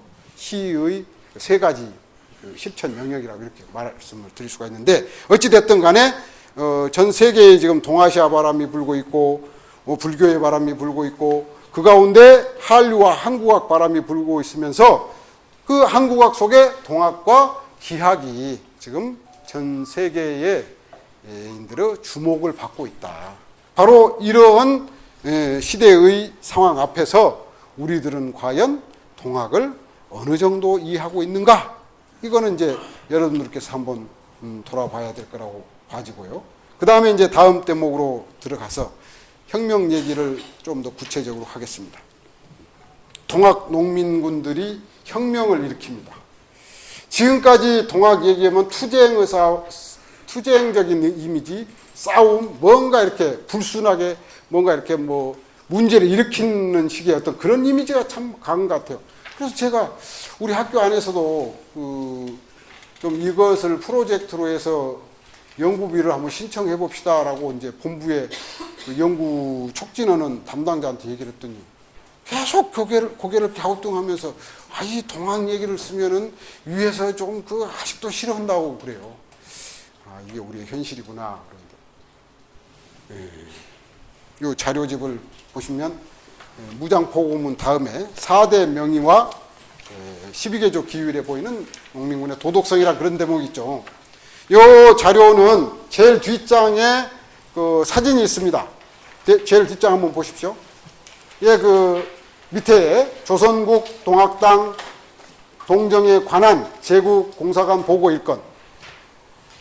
요거는 제가 일본에 가서 발굴한 제 겁니다. 제 건. 저한테 지적재산권 있는 겁니다. 그러니까 앞으로 이걸 인용해가지고 말씀하실 때는 저한테 반드시 전화로 사전 허락을 안 받으시면 이건 지적재산권 침해입니다. 어찌됐든 아까 97년에서 2001년까지 유학하면서 이제 찾아낸 겁니다. 요 내용이 여기에 실린 내용이 4대 명의와 12개조 기율입니다. 그 속에 꼬딕으로 번역을 하고 한자 원문이 있죠. 동도대장이 그걸 한번 읽어볼게요. 동도대장이 여기에 이 도자가 무리도자가 아니고 길도자라는 대목을 중시하셔야 됩니다. 무리도자였으면 전봉준이라고 해석하면 100% 맞아요. 그런데 무리도자가 아니에요. 길도자입니다. 저는 해월 최시영 선생이라고 생각합니다. 어찌됐든 동도대장이 하령어 각 부대장 하여 각 부대장에게, 그러니까 동학의 접의 농민군 지도자들한테 명령하여 약속하여 이르기를 매어 대적 지시에 병불혈인이 승자위 수공하고, 매번 적을 상대하여 싸울 때에는 칼에, 이 병은 이제 동학군, 동학농민군 측입니다. 우리 동학농민군은 칼에 피를 묻히지 아니하고 이기는 것을 으뜸공으로 삼고, 그러면 이 동학군이 때려부시고 소동 일으키고 난리 피우기 위해서 일어난 것입니다. 아니잖아요. 그런 의미가 달라지죠. 칼에 피를 묻히지 아니하고 이기는 것을 으뜸공으로 삼고, 그 다음 대목에 수부득이전이라도 어쩔 수 없이 싸우더라도 젊을 상명 위기라 사람의 목숨만은 해치지 않는 것을 귀하게 여겨야 하느니라. 여기서 조금 제가 흥분하고 넘어갈게요. 3, 4년 전에 촛불 집회가 있었습니다. 그때 어떤 젊은 처자가 정경차 밑에 깔렸습니다. 혹시 기억나세요? 그때 정경들이 어떻게 했죠? 보호했습니까? 짓밟았어요. 저는 그때 심정에 기관총이 있으면 쏘고 싶었어요. 왜 그런 심정이 들었냐면, 제가 80년에 전두환 하수인이거든요. 그때 데모 진압 훈련의 담당 소대장이었어요. 그때도 그 시절에도 어떻게 제가 받고 교육을 시켰냐면, 데모대가, 시위대가 우리 이 데모 진압 부대나 경찰관들을 위협해가지고 살상의 위험이 발생하지 않는 한 절대 먼저 공격하지 마라. 절대 공격하지 마라. 그러니까 광주에 간 부대는 아마 좀 다른 것 같아요. 그 다음에 어쩔 수 없이 이제 저쪽에서 위협을 가야 우리가 다칠 위험이 있을 때는, 그때는 치명상을 입힐 수 있는 부위는 절대 때리거나 공격하지 마라 그랬습니다. 머리라든지 안면이라든지 이런 부위라든지. 전두환 시대도 가르쳤어요, 그렇게. 근데 그 촛불 집회 때 하는 걸 보면서 이런 정권을 그냥 하루아침에 망해버려라 그러고 싶었는데, 제가 왜 그 대목에서 흥분하냐면, 동학 농민군들의 정신에서 보세요. 우리의 정서에 보면 이게 있단 말이에요. 어쩔 수 없이 싸우더라도 사람은 목숨만은 해치지 않는 걸 귀하게 여긴다. 그런데 원래 동학군들은 어떤 사람들이 일어났냐? 안민이 아니라 기민, 항민을 하는 부정부패한 지방관리들, 그 다음에 그들과 함께 연대해가지고 중앙정치를 엉망진창으로 만드는 권문세가들을 물리치고 제대로 된 세상을 만들려고, 다시 말하면 도탄에 빠진 민초들을 살리려고 일어난 군대였습니다. 그 살리려고 하는 군대가 민폐를 끼쳐보십시오. 그날로 존재 의미가 없는 거예요. 그렇잖아요. 황토현 전투 당시에 승리의 요인을 다 그때 그 지식인들, 뭐 관리들이 기록한 것이 나옵니다. 그러면 서울에서 내려온 홍계훈 일군 경군은 전부 가서 그 부잣집 닭 잡아먹고 그 어디 주막집에서 밥 먹고 돈 안 주고 가고 그 민폐의 정도가 엄청났다고 이구동성으로 기록해놨어요. 동학군들은 질서 정연해. 절대 민폐를 끼치지 않아요. 요거는 여러 가지 현장 조사를 통해서 증명이 됐습니다. 제가 천도교의 이 동학의 최고의 권위자셨던 사만 표영삼 선생님을 모시고 한 10년 따라다녔습니다. 둘이 지금처럼 교통이 그렇게 발달되지 않은 시기니까 80년대 초니까 경상도라든지 강원도 이런 데 가면은 여관도 없고 막 그래요. 그러면 어디 민박하기도 하고. 뭐 하여튼 저녁에 이제 할 일 없고 그러니까 저 같은 경우는 막 동학에 불이 붙어 있는 상태니까 이제 어르신 모시고 막걸리 한 병 사다가 소주 한 병 사다가 마시면서 당신이 옛날에 그 공부했던 들었던 답사했던 얘기를 들어보면 한 잔 들어가시면 막 눈에 눈물이 글썽글썽 해십니다. 이분이. 그러면서 두 가지 얘기를 하셨어요. 우리 동학은 천도교는 술 먹다 망한 종교다. 특히나 그 말 듣는데 그냥 가슴이 아픈지요. 근데 모르잖아요. 어떤 맥락에서 저 말씀 하시는지. 눈물을 글썽글썽 하시니까 아니 도대체 동학 천도교가 술 먹다 망했다는 얘기는 무슨 뜻입니까? 그랬더니 아까 그 수훈 선생이 동학을 만드는 이유를 선포한 글에 보국안민이라고 그랬잖아요. 보국안민을 위해서 모이면 저녁마다 여러분 젊은 시절 생각하시는 그런 삶을 사셨다. 모이면 시국 토론이고 모이면 나라 걱정이고 백성들 걱정하다가 그 속에서 이제 술 마시다 망했다 그 말이죠. 그 얘기였더라고. 그 얘기. 그런데 1860년부터 1945년까지 우리 한국 근현대사의 굵직굵직한 모든 사회운동, 민중운동, 시민운동, 민족운동에 동학 천도교 인물이 안 낀 데가 없어요. 그런데 아무도 안 알아줘요. 그 공부하려고 하지도 않아요. 지금도 세계적인 동학 바람이 불고 있는데 지금도. 그래서 제가 요새 인기가 많아요. 지금 뭐 작년 12월부터 지금 경상도 일대를 순회하고 있을 정도인데 그분들한테 얘기를 합니다. 제발 자제분들 따님 아드님 있으면 저한테 안 와도 좋으니까 동학 공부 좀 시키십시오. 그리고 저를 연결해 주시면 죽을 때까지 제가 뒷바라지 다 하겠습니다. 그렇게 호소를 하거든요. 지금도 관심이 없어요. 우리 근현대사의 모든 부분에 동학 천도교의 선배들의 피와 땀이 어려 있거든요. 하여튼 그 술만 먹다 망한 종교란 맥락이 그런 것이고, 그 다음에 두 번째 아주 또 이제 이번에는 조금 그 밝은 이야기인데, 우리 동학 천도교에서는 절대 개고기를 안 먹느니라 그래요. 아니 왜 개고기 안 먹어요? 이제 저는 그 옛날에 정의구현 사제단 직공문 쫓아다니면서 이제 사회의식을 익힌 경험이 있어가지고 그때 노기남 대주교님이 엄청나게 그 개고기를 좋아하셨다는 얘기를 들었고, 또 저희 이제 선배 그 종교 협력 운동 하신 선배 교무님이 하루는 농담을 하셨대요. 추기경님이 살아계실 때, 아니 저 밖에서 들으니까 추기경님도 개고기를 그렇게 좋아하신다고 소문이 났습니다. 그러니까 막 추기경님이 웃으시면서 아니요, 그건 내 얘기가 아니라 노기남 대주교 얘기요. 그렇게 할 정도로 그 천주교에서는 개고기를, 수녀님도 잘 드신다고 그러대요.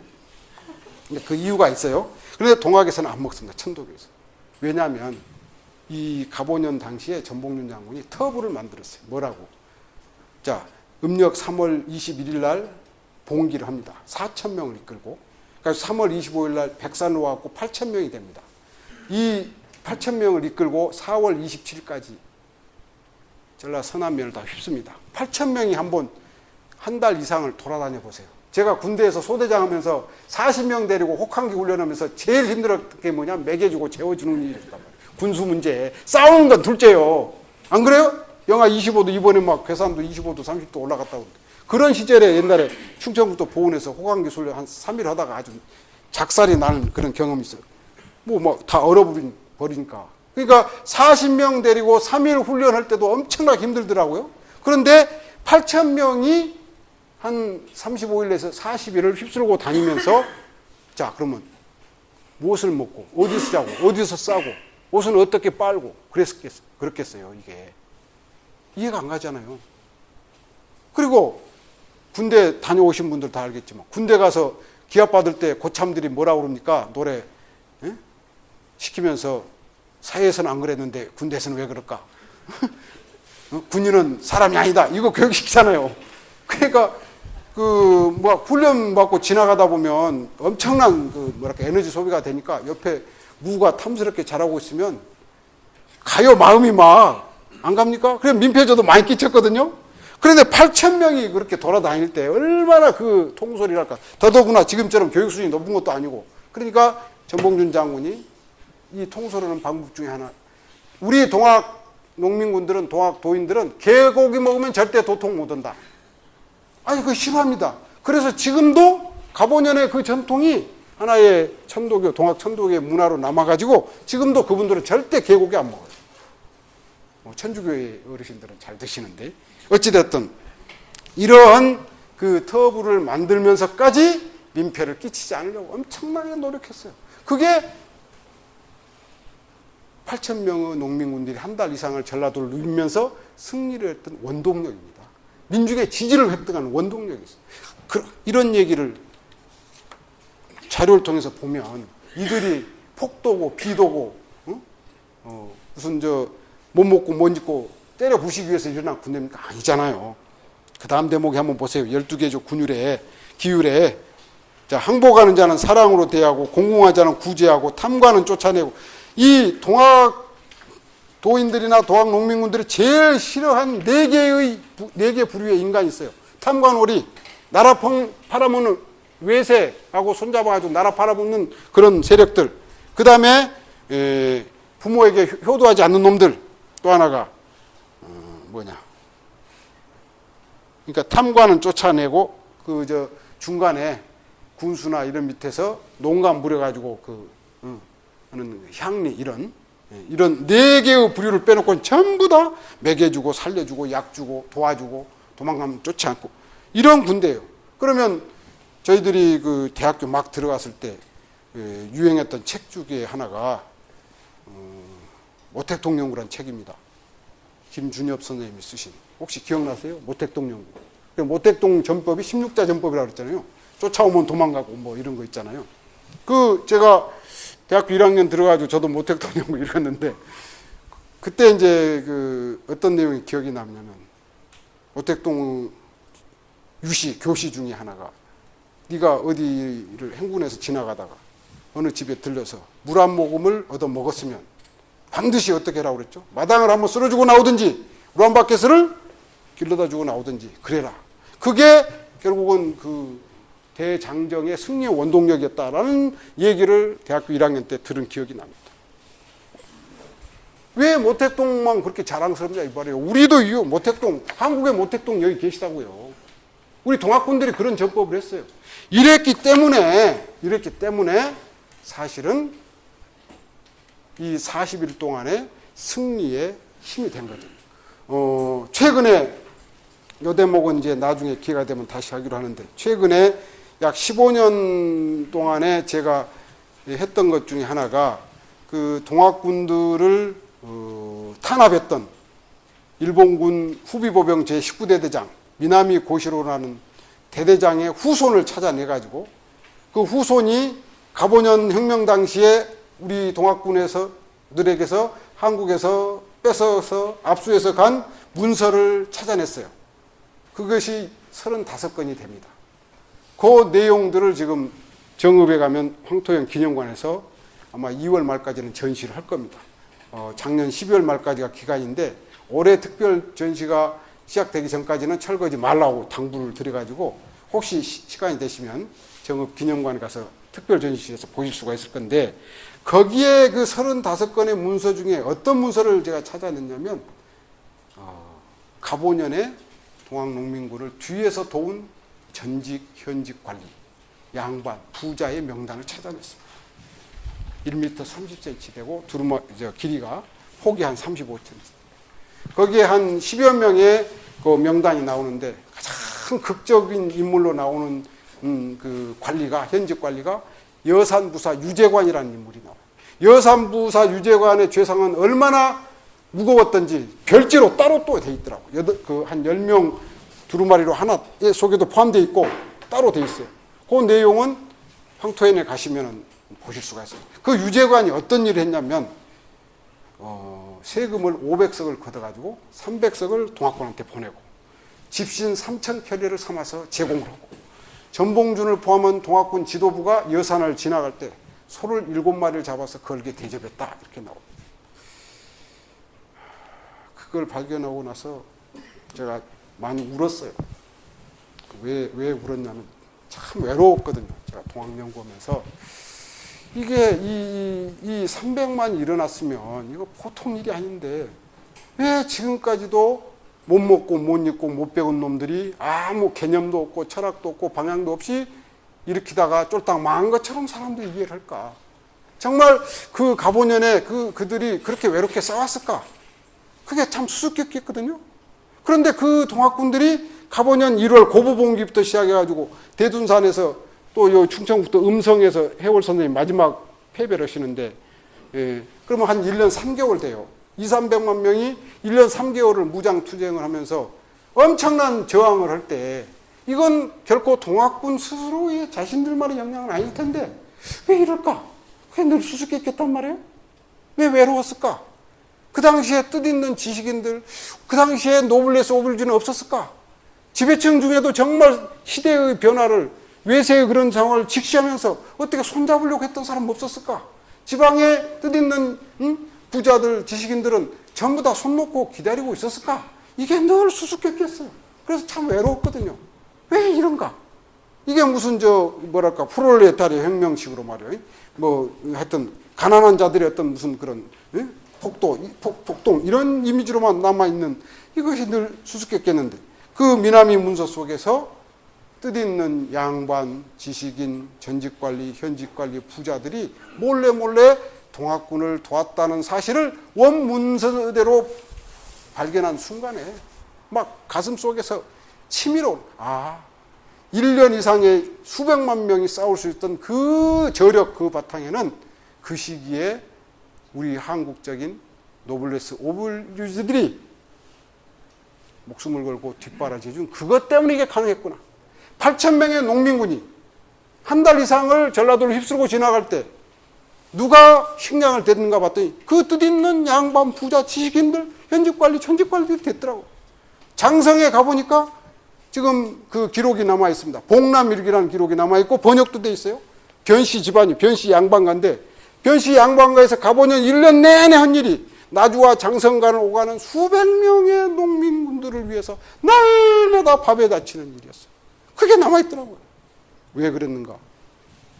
이 나라의 민초들의 모든 저기를 마지막 짊어지고 자기를 온몸으로 내던져서 뭔가 새로운 세상을 만들려고. 그런데 양반들은 차마 양반 제도를 부정하는 동학과 싸울 수는 없어. 함께 할 수는 없어. 그러니까 거기에는 내가 동의하지 못하죠. 너네가 외세를 물리치고 제 나라 제 땅에서 제대로 된 생각을 가지고 제대로 된 나라를 만들려고 하는 그건 찬성한다. 그래갖고 그 사람들이 몰래 성공했더라면 아마 그분들 포상하니라고 대한민국 거덜났을지도 몰라.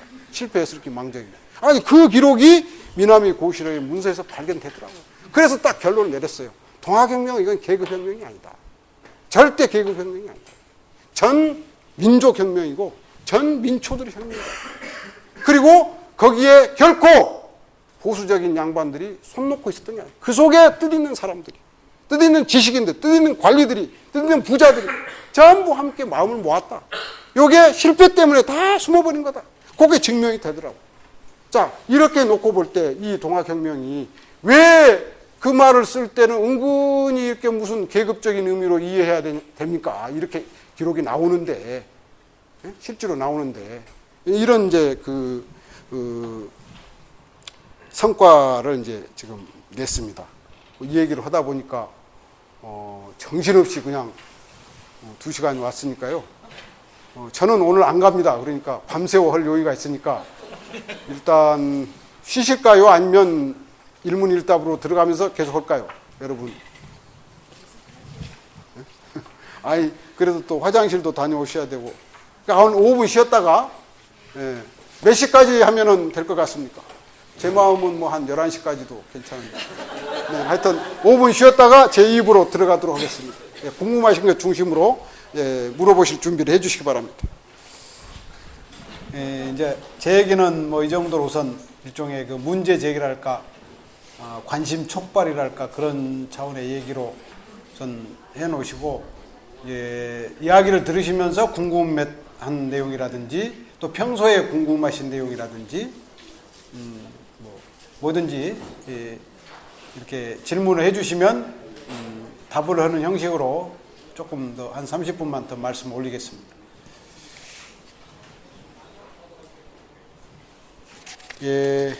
질문이 나오시기 전에 세 번째 장에 보면은 이제 좀 제 얘기만 들으시면 편식을 하는 것이 되시잖아요.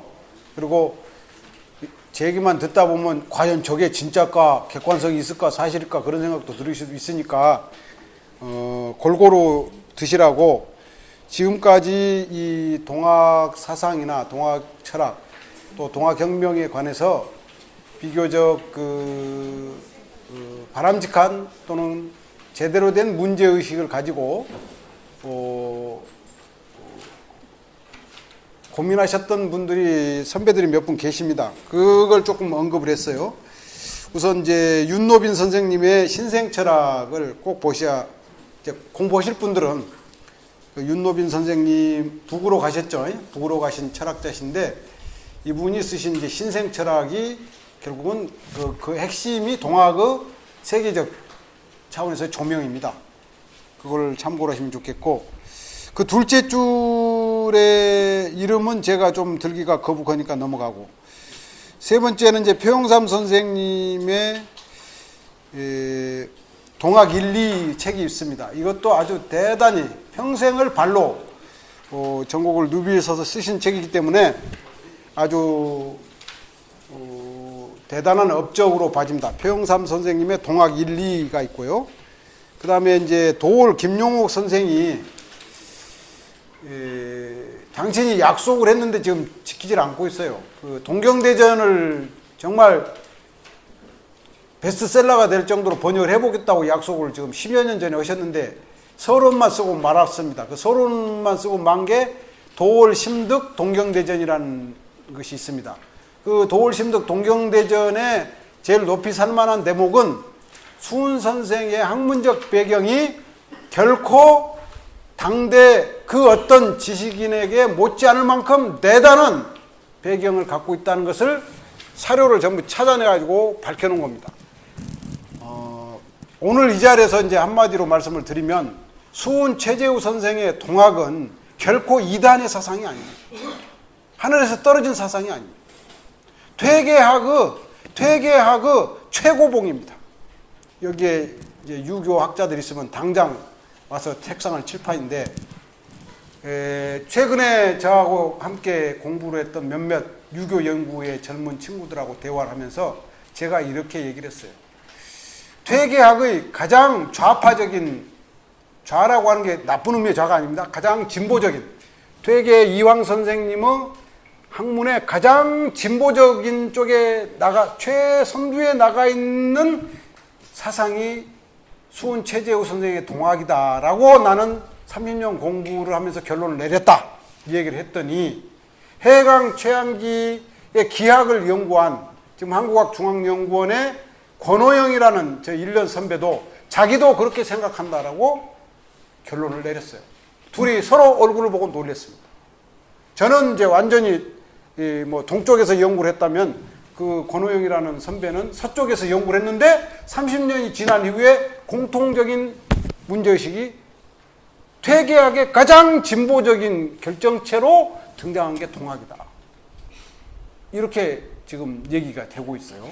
그래서 엄청난 학문적 배경을 갖고 있다라는 그것을 이제 도올 선생이 도올 심득 동경대전이라는 책에서 증명을 하셨고, 조동일 교수님은 동학 성립과 이야기라는 책을 내셨고요. 우리 학문의 길이라는 책 속에서 동학의 세계적 의미를 드러내고 계십니다. 그래서 이분들의 저술, 저작을 참고로 하시면 제가 오늘 강의한 내용에 보충, 보완, 그리고 제가 오늘 와가지고 거짓말 안 했다 하는 것을 이제 조금 느끼실 거라고 봐지고요. 그 밑에 제1사학자 조경달의 이단의 민중반란, 이 책의 내용은 간단하게 요약하자면 1894년의 동학농민혁명은 19세기 말 20세기 초에 전 세계사 속에서 가장 최고 수준의 혁명 이념을 가지고 오랜 세월 30여 년 이상의 준비된 적포 조직이라는 조직을 가지고 200만 300만 명이라는 대규모의 민초가 구체제를 타파하기 위해서 무장을 해가지고 1년 이상 싸운 유일한 역사라는 겁니다. 19세기 20세기 초에. 그걸 이 이단의 민중반란이라는 책에서 증명을 하고 있습니다. 이건 제가 번역을 해서 한국의 역사비평사에서 나와 있습니다. 이제 이 정도 이제 참고 서적은 소개를 해드리고 하고 이제 궁금하신 점을 답을 드리도록 하겠습니다. 예, 아주 중요한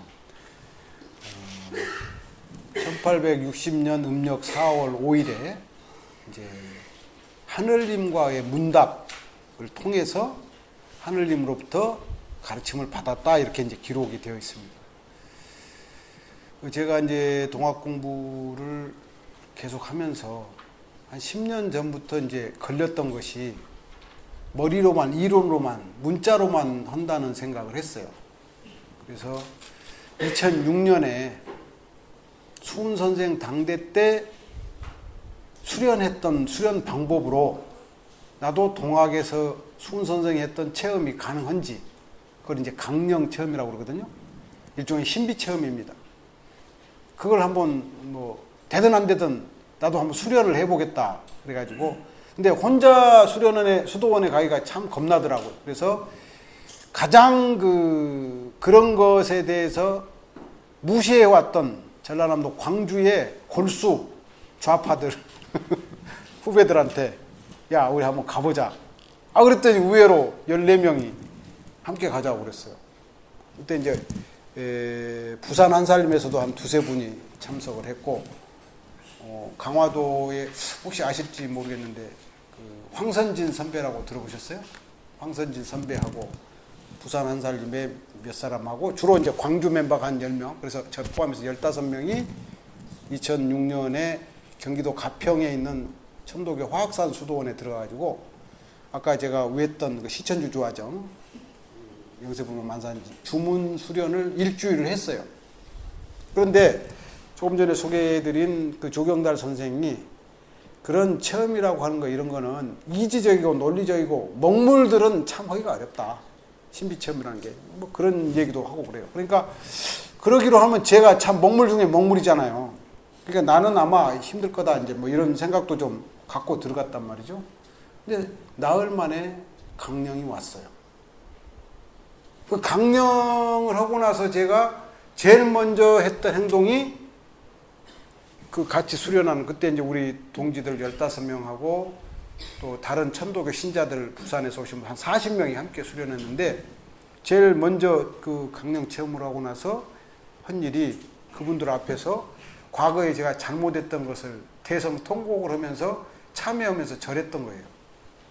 그런데 그 체험을 하게 되면 한 7가지의 새로운 감정 체험을 하게 된답니다. 뭐 대기쁨, 대겸손, 대봉사심, 뭐 또 한 7가지인데 생각이 안 나네요.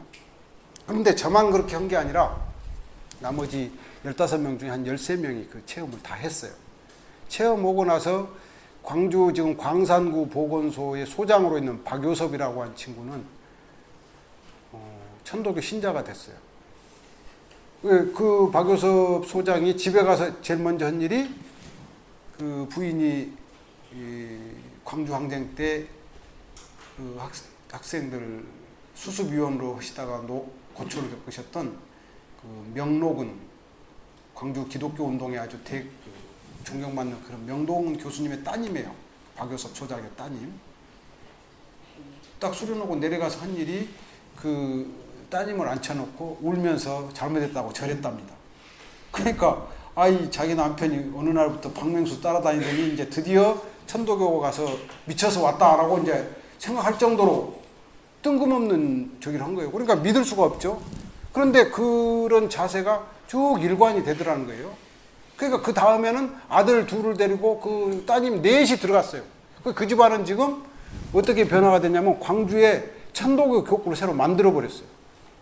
그 박효섭 씨가. 그게 제가 지금 굉장히 지금 사회적, 도의적 책임을 갖고 있는데 그렇게 하려고 한 게 아닌데 그게 왜 그러냐면 강령 체험을 했거든요. 그래서 그 체험이 수은 선생님도 하셨어요. 그래서 이제 더 이상 뭐 증명하기는 어려운 얘기인데 그 뒤로 그 소문이 이제 운동권 속에 퍼져가지고 지금 천도교로 바뀐 좌파들이 몇 명 있습니다. 여러분 잘 아시는 전희식 씨. 책 많이 내고 그러죠. 장수에서 똥꽃 이야기라든지. 전희식 씨가 지금 완전히 천도교에 들어가서 법포까지 받았어요. 그래갖고 아주 난리가 나 있습니다. 그 다음에 또 우리 쌀 살리기 그 핵심 멤버였던 김재형 씨. 여기가 또 그리 가가지고. 그래서 지금 제가 좀 이렇게 이제 동학한다는 말 안 해야 될 것 같다는 생각이 드는데 어찌됐든 그런 변화의 계기가 뭐냐면 수은 선생이 자기 그 가르침 속에 하늘님과 문답, 강령을 했다는 그런 내용이 나오는데 그게 자기도 한 거예요. 그분들이 가서 저도 했고. 그래서 하여튼 그 강령 체험 속에서 이제 가르침을 받았다. 이렇게 이제 나오고 그거는 누구나 가능하다. 뭐 이런 정도로만 얘기를 하고 절대 오해하시면 안 됩니다. 제가 무슨 동학 교주 되려고 한 얘기도 아니고 하다 보니까 이제 그런 얘기가 됐습니다. 네, 이제 더 점점점 어려워지네요. 그게 지금 상당히 서구의 종교학자들이라든지 서구 쪽 분들은 비슷하니까 그런 그 형식이랄까 내용이 너무너무 비슷하대요. 저도 이제 그런 체험을 하고 나서 감리교 신학대학교에서 이제 기독교의 그런 체험을 연구하는 교수님하고 대화를 해보니까 상당히 비슷하더라고요. 그래서 이제 같다라고 이렇게 보는 분도 있고 그러는데 좀 다른 것 같습니다. 제가 보기에는 그 수은 선생님이 이 가르침을 받았던 그 존재, 하늘님은 내용 속에 그 글 동경대전 속에서는 저 밖에 계시는 초월해서 계시는 밖에 계신 존재처럼 이렇게 묘사되어 있는데 동학 경전을 계속 공부해 보면은 두 가지 측면이 다 있어요. 내재와 초월의 존재. 내 안에 있기도 하고 내 밖에 있기도 하고. 그래서 초월한 그런 하늘님으로 말할 때는 상제라는 말이나 천주라는 말로 쓰고 내재하는 측면으로 얘기할 때는 직이라는 말을 씁니다. 직이. 그러니까 이제 어떻게 보면 동양적 자력 종교적인 요소가 직이라는 식으로 이렇게 표현이 된다면 동양에서는 이제 어떤 그런 그 하늘님과 같은 우주적 보편적 존재를 표현할 때 이나 기가 좀 설명하잖아요. 근데 하여튼 그런 동양적 표현으로 볼 때는 직이라고 얘기를 하고 서양의 어떤 그런 초월적 종교적 차원에서 표현하는 말로는 상제 또는 천주라고 요 세 말을 자유스럽게 쓰고 계세요. 어떨 때는 직이라고도 그 존재를 얘기하기도 하고 어떨 때는 상제라고 얘기도 하고 어떨 때는 천주라고 얘기도 하고 그래서 이제 이걸 종합하게 되면 그 존재는 위에 계시면서도 초월에 계시면서도 내 안에 계시는 그런 존재로서 그래서 같으면서도 다르고 다르면서도 같다. 그 참 현답의 현문의 우답이네요. 그렇게 저는 지금 바라보고 있습니다. 1995년에 홋카이도는 원래 일본 땅이 아니죠. 일본의 원주민 아이누 민족의 땅입니다. 그걸 이제 1860년대에 이쪽 남쪽에 혼슈에 있던 일본인들이 사실 침략한 거예요. 그들은 그걸 전부 다 은폐해가지고 개척이란 말로 해놓고 바꿔놓고 있습니다. 그건 객관적으로 보면 침략을 했습니다. 그 침략을 하면서 우리 민족을 동화시키기 전에 했던 식민정책을 전부 구사를 해요. 성을 빼앗고 토지를 강탈하고 강제 이주를 시키고 그런 것을 다 합니다. 그것을 뒷받침한 대학이 홋카이도 대학이에요. 1860년대, 70년대. 그때 초기의 이름은 삿포로 농학교였습니다. 거기 출신의 사토 마사지라는 그 졸업생이 1905년에 목포에 당시에 일본에서 들여온 계량종 면화 재배 시험장이 있었어요. 목포에. 그리고 진도에도 그 시험장이 있고. 그래서 그걸 감독으로 진도까지 가가지고 동학 얘기를 듣습니다. 사토 마사지로가. 그래가지고 이제 이 진도의 동학군 지도자가 누구였고 어디서 처형됐고 어디 가면 이 제대로 본군도 안 쓴 묘지가 있다. 아마 이 얘기를 들었던 것 같아요. 그래가지고 그걸 이제 그 사토 마사지로가 쓴 표현으로 채집했다라고 나오는데 그 동학군 해골 속에다가 명치 27년 일본식으로 하면 메이지 27년 우리로 하면 동학혁명 가보년 1894년인데 메이지 27년에 한국 진도는 동학농민군의 봉기가 일어나고 대단히 치열한 곳이었다.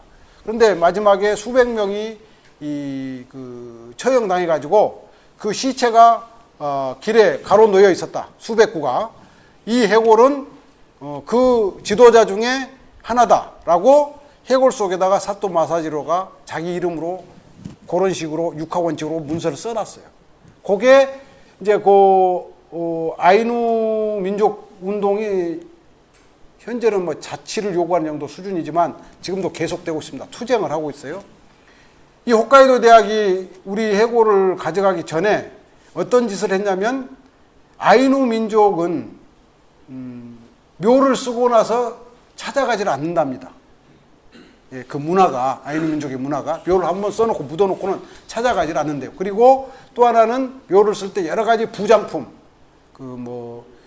우리로 말하면 은장도라든지 또는 자기들 곰 사냥 옛날에 거기는 수렵어로 최초로 살았으니까 곰이나 연어를 잡는 데 쓰는 금속 도구라든지 이런 걸 이제 그 돌아가신 분 무덤에다가 같이 부장품으로 넣고 한 번도 안 간대요. 그걸 이용해 가지고 고다마라고 하는 그 해골 연구하는 학자가 1,500구를 수집을 했어요. 어제 쓴 무덤도 가서 도구를 해가지고 이런 식으로. 그래가지고 80년대부터 그 해골을 아이누 민족들에게 반환해 달라고 하는 운동이 계속되고 있었어요. 그런 과정에서 아이누 민족 청소부가 퇴직한 인류학 교수의 강의 창고를 정리하다가 종이 박스에 6개의 해골이 있는 걸 발견했는데 그 중에 하나가 동학군이었어요. 이걸 자기가 이제 범죄자로 몰릴 걸 각오하고 빼내 와가지고 마이니치 신문 기자한테 제보를 한 거예요. 아마 그 아이누 민족이 없었으면 영원히 지금까지도 그 진실이 안 밝혀져 있었을 거예요. 그래가지고 이제 그 아이누 민족 청소부가 몰래 빼내 와가지고 마이니치 신문한테 공개를 해가지고 1995년 8월 3일자로 특종으로 마이니치 신문, 홋카이도 신문, 아사히 신문, 요미우리 신문 특종으로 보도되면서 이제 국제 문제화가 돼버렸죠. 그래서 이제 그 내용을 8월 4일날 우리 한국 쪽에 이제 그 내용을 이제 일본의 공동통신이 발신해가지고 한겨레하고 KBS가 이제 또 보도를 하고 그래서 이제 조사를 하고 사실이 이제 드러나게 이렇게 됐습니다. 그 내용은 따로 그 보고서가 나와 있습니다. 혹시 이제 궁금하시면 연락을 하시면 집에 아마 몇 권, 한 10권 있는 것 같아요. 그 해골 관계 보고서만 나중에 참고로 보내드리도록 하겠습니다. 오늘 오전에 답사를 하면서 괴산이 이게 보통 땅이 아니더라고요. 아까 유일하게 승리한 동학혁명 때 승리한 곳이고 또 그 홍범식 군수님 1910년에 나라 뺏겼을 때 순국하시잖아요. 근데 그 홍범식 군수께서 여기로 오시기 금산군수로 여기 출신이시잖아요. 금산군수 때 이제 순국을 하시는데 그분의 그 공덕비, 그 전에 계셨던가 태인이에요. 정업 태인. 그럼 태인은 아주 동학의 소굴이거든요. 그러니까 그런 것들도 이렇게 연결되고. 그 다음에 이제 또 아까 답사하시면서 얘기를 들으니까 증산교의 그 증산도인가요? 대순진리인가요? 그 교주 한 분의 고향이 여기라고 그러네요. 괴산. 근데 이제 요건 이제 제 3자가 보는 견해니까, 그리고 또 제가 뭐 다 보는 게 다 옳을 수 없으니까 감안해서 들으십시오. 그냥 참고로. 제가 이제 공부를 해보니까 증산교를 만드시는 증산 강일순 선생님이 20대 때 동학 농민군이었어요. 그게 이제 어디서 증명이 되냐면 대순정경 속에 내가 따라다녔다라고 나옵니다. 근데 이제 그 다음 대목이 아주 흥미로운 대목인데, 나는 이미 동학혁명이 실패할 줄 알았다. 그래서 참여하지 말라고 뜯어 말리기 위해서 따라다녔다라고 나옵니다. 대순정경에 그렇게 나옵니다. 그리고 또 어떤 대목이 나오냐면은 내가 일찍이 하늘에 있을 때 수훈, 그 다음에 전봉준 이런 사람을 보내서 좀 세상을 제대로 다스리라고 했는데 이것들이 내 실천을 말을 제대로 안 들어가지고 실패했다. 그래서 내가 다시 나온다. 뭐 이런 대목도 있고. 어찌됐든 증산 선생님이 젊었을 때 동학에 가담한 건 역사적 사실입니다. 그리고 정말 재미있는 거는 바로 황토현 전투가 있는 황토현에서 불과 언덕 하나 넘으면, 그러니까 500m도 안 돼요. 그 황토현 전승지에 산 하나 넘으면 증산 선생님의 탄생지예요. 그 산의 이름이 시루봉이요. 시루봉을 한자로 표현하면 증산이에요. 그러니까 황토현 바로 옆에 있는 산의 이름입니다. 그러니까 뭐 20대 때니까 그 내용 설령 참여를 안 했다 하더라도 황토현 전에서 동학군하고 관군이 싸웠다고 하는 얘기는 아마 젊어서 귀에 따갑게 들었을 것 같아요. 그 다음에 그 증산 선생의 핵심 제자 중에 한 사람이 누구냐면은 차경석이라는 분이 있습니다. 이 차경석이라는 분이 이제 증산 선생 사후에 보천교를 만들어요. 증산교의 유력한 분파 중에 하나죠. 차경석의 아버지가 차치구인데 이 차치구는 또 누구냐면 전봉준 장군의 핵심 부하예요. 그러면 이제 이런저런 맥락을 감안해서 보면 저는 이렇게 얘기를 합니다. 이제 저는 이제 원불교 공부를 했지만은 동학 증산교 원불교를, 동학은 1860년에 나오고 증산교는 1901년에 만들어지고 원불교는 1916년에 만들어집니다. 요 관계를 보면 동학이 옷을 갈아입고 나온 게 증산교고, 증산 선생 사후에 이 증산 선생님의 또 이 가르침의 스타일은 동학과는 아주 대조적입니다. 수훈 선생은 동학을 유지하기 위해서 철저히 제자들을 교육을 시킵니다. 철저한 조직을 만듭니다. 접호 조직이라는 거. 접주제를 만들고 경전을 만들고, 어떻게 보면 그 제도화 시스템화에 공을 굉장히 많이 들여요. 그 동학을 펴기 시작할 때부터. 접주제가 바로 그 동학 펴기 시작 1년 후에 1862년에 나오니까 61년부터 동학을 펴기 시작해가지고, 그런데 증산 선생의 스타일은 제자도 체계적으로 안 기릅니다. 그냥 던져버립니다. 가르침만 던져버려요. 딱 던져, 알아서 해라. 경전도 안 만듭니다. 조직도 안 만듭니다.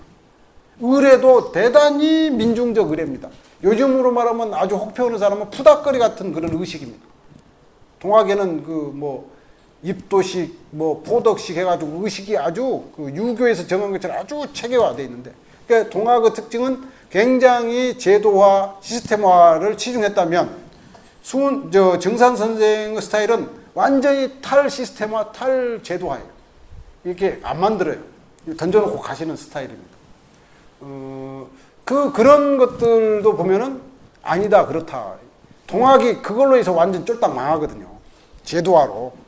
그걸로 해서 30몇 년간 조직화를 해서 동학혁명이 일어나지만 저포 조직의 어떤 그 대단한 탄압의 시대의 조직을 지키고 동지를 지키고 해서 혁명으로까지 발전하기로 했지만 그 결과는 참담한 거거든요. 그러니까 그런저런 맥락을 보면 동학의 뭐랄까 새로운 갱신이 정산 선생님이시고 정산교를 다시 이 갱신한 게 원불교라고 보는데 어찌됐든 탈 시스템화 잘 제도화를 해버리니까 돌아가신 뒤에 문제가 발생해요. 어떻게 이제 문제가 여기서 말을 잘못하면 이제 제가 목침 맞는데 저희 원불교가 조금 잘 나가니까 지금도 그렇게 말하는 분들이 있어요.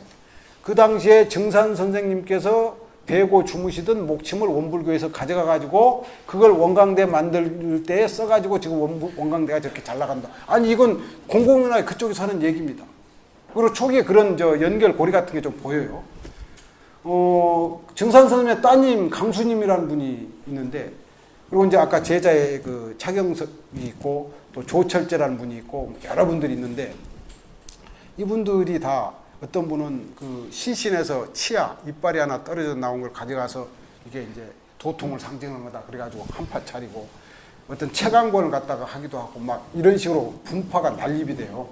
그래가지고 이제 많은 사회 문제가 되고 보천교가 일제하에 와해되는 이유 중에 하나가 바로 그런 겁니다. 그래서 그 탈제도화에 따른 또 후유증이 정산 선생 사후에 상당히 심각해요. 지금도 정산 계열의 그 특징은 끊임없이 새로운 분파가 생기는 특징이 있습니다.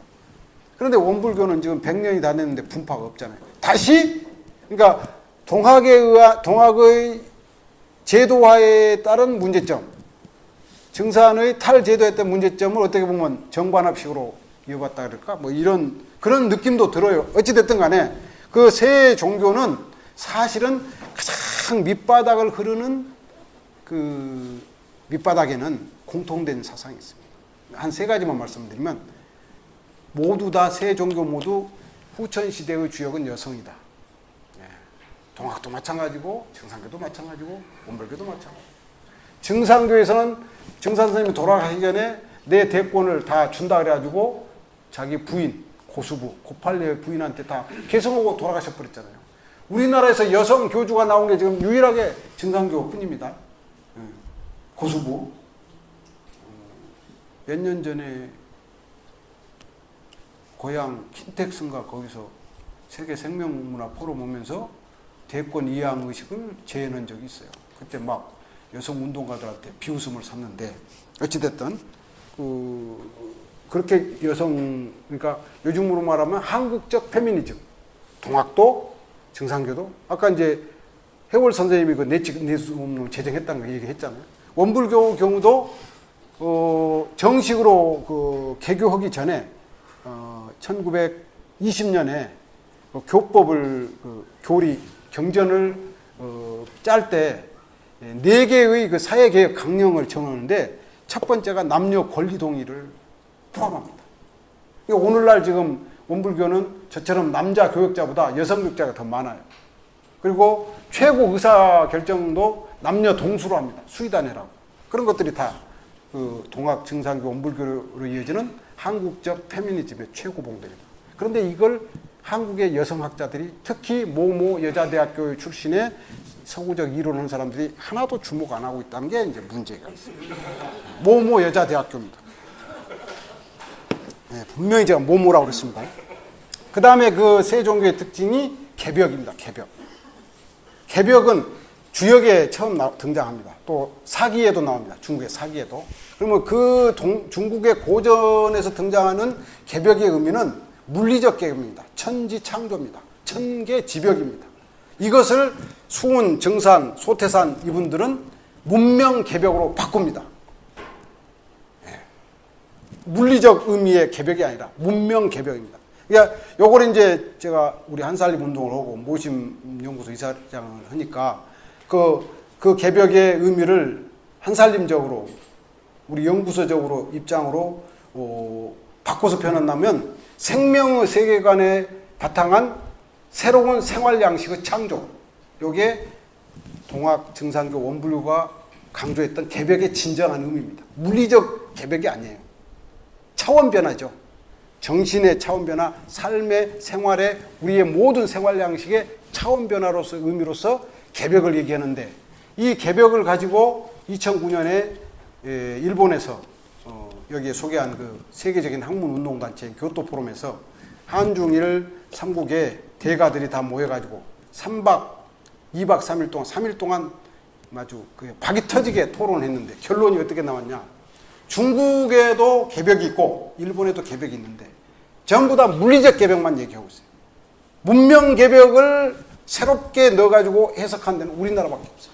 그럼 이 개벽은 뭐예요? 우리가 로얄티가 있는 동학증산 원불교회. 그 다음에 또 뭐 이 고난에 가득 찬 한반도가 앞으로 새로운 문명의 정신의 지도국이 될 거다. 도덕의 부모국이 될 거다.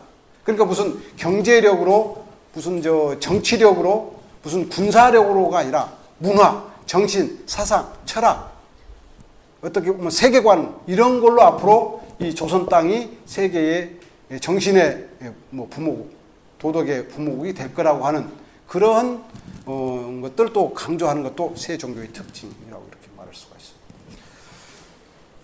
간단치 않은 질문이죠.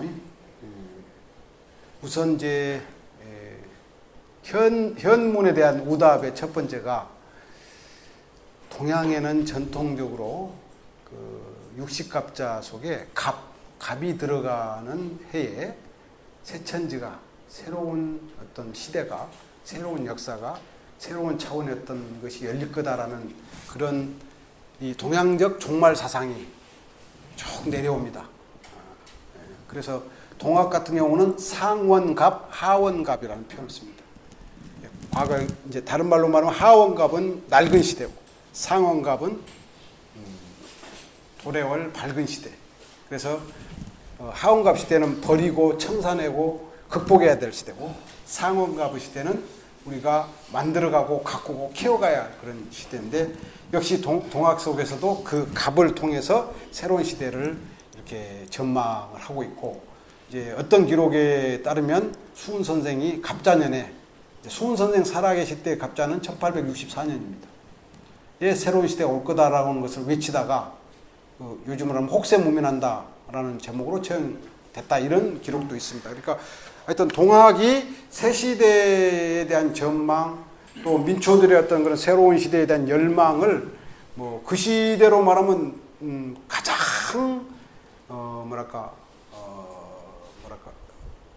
어떻게 표현해야 될까 민감하게 또는 그 가장 열렬하게 이렇게 대변하려고 했던 건 틀림없는 사실이고 그러면 이제 내년이 올해가 계사년이고 내년에는 이제 갑자가 아니라 갑오년이죠. 갑오. 내년에 어떤 전망이 올까? 좋아질 것 같아요.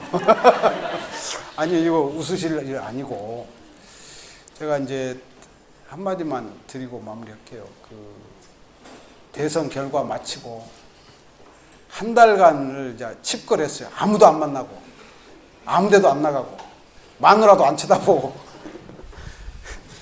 그리고 이제 한 달 찝고 내린 결론이 앞으로 5년 동안 나는 신문 텔레비전 절대 안 본다. 그리고 한 일주일 지냈더니 큰애한테서 딸내미한테서 전화가 왔어요. 이제 엄마가 전화를 한 모양이에요. 그 큰애는 사회진보연대라고 그래가지고 날마다 하는 일이 쌍용자동차 파업 현장에 가서 열심히 싸우세요. 그 다음에 또 희망버스 뭐 모집해갖고 뭐 울산 가고 부산 가고 그게 하는 일이 그 일입니다. 걔가 전화가 왔어요. 아빠, 다음에는 우리가 이겨야 되지 않아요? 그렇죠, 이겨야지. 그러려면 더 보셔야죠. 저걸 알아야 되잖아요. 제가 저보다 뭐 한 세대 차이 나는 딸내미한테 한 방 막 맞았어요. 그렇지. 그러고 나서 이제 여러 가지 생각을 하면서 드는 감상이 광주의 아픔이 더 컸을까? 대구에 있는 대구 안의 광주 사람들이 더 가슴이 아팠을까? 이 생각을 해봤어요. 왜 그 생각을 했냐면 그 대선 있기 전에 포항에 가서 동학 강의를 한 적이 있어요. 그때 죽도 성당에서 했습니다. 전교조나 무슨 이렇게 동학자가 들어가거나 뭔가 이런 강의는 건물을 안 빌려준대요. 그래서 성당에서 했어요.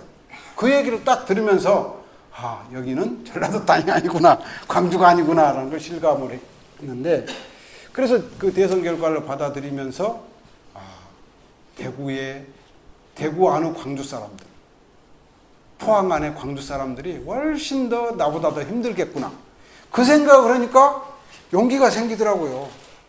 그 다음에 그 뒤에 이제 1월 초에 일본을 갔습니다. 저희 한살님을 많이 후원하고 도와주시는 스시다 선생님이라는 분을 뵈러 갔는데, 거기는 16일 날 중요한 선거가 있었잖아요. 우리로 말하면 노무현 정부가 그 민주당이었는데, 뭐 이건 종자도 찾아볼 수 없을 만큼 괴멸돼 버렸잖아요. 거의 300석 되던 중의원이 57석 남았어요. 괴멸. 그 정도가 아니고, 그 후쿠시마 원전 사고로 지금 연간 그 피포 고용량으로서 국제적으로 정한 게 1mm 시벨트잖아요. 그 이상은 위험하다라고. 이것도 그 이하에서도 발병될 수도 있는데, 일단 관리치로서 말하는 거지 안전의 의미로서 1mm 시벨트라는 게 아니잖아요. 어찌됐든 1mm 시벨트가 넘는 지역에 사는 인구가 100만 명 이상이래요. 지금도 피폭 당하고 있어요. 그런데 그 탈원전을 외친 정당이 전멸, 후보들이. 그 다음에 자민당 집권하면서 바로 선언한 게 원전 재가동, 신규 허가, 베트남의 원전 수출. 그 현실 앞에 그 스시다 선생님이 웃고 계시더라고요. 그런 현실 앞에서도. 그래서 제가 가가지고 이번 우리 한국 대선 얘기를 말도 못 꺼냈어요. 아마 일본은 당분간 동아시아의 트러블 메이커가 될 겁니다. 왜? 대안이 없거든요. 경제력으로도 지금 중국을 앞서갈 수 있겠어요?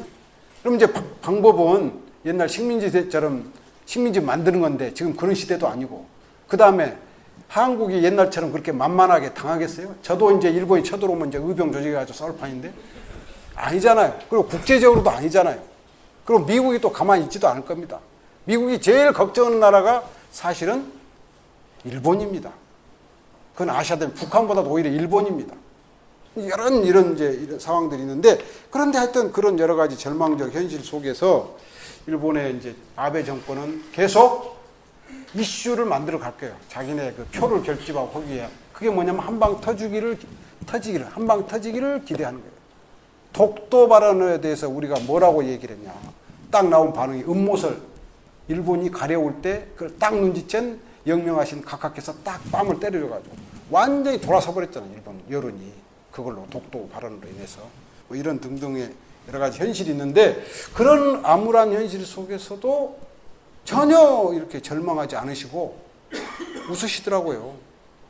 왜 이런 얘기까지 왔을까요? 그래서 마지막 제 얘기는 동학을 30년 걸은 저의 마지막 결론은 이겁니다.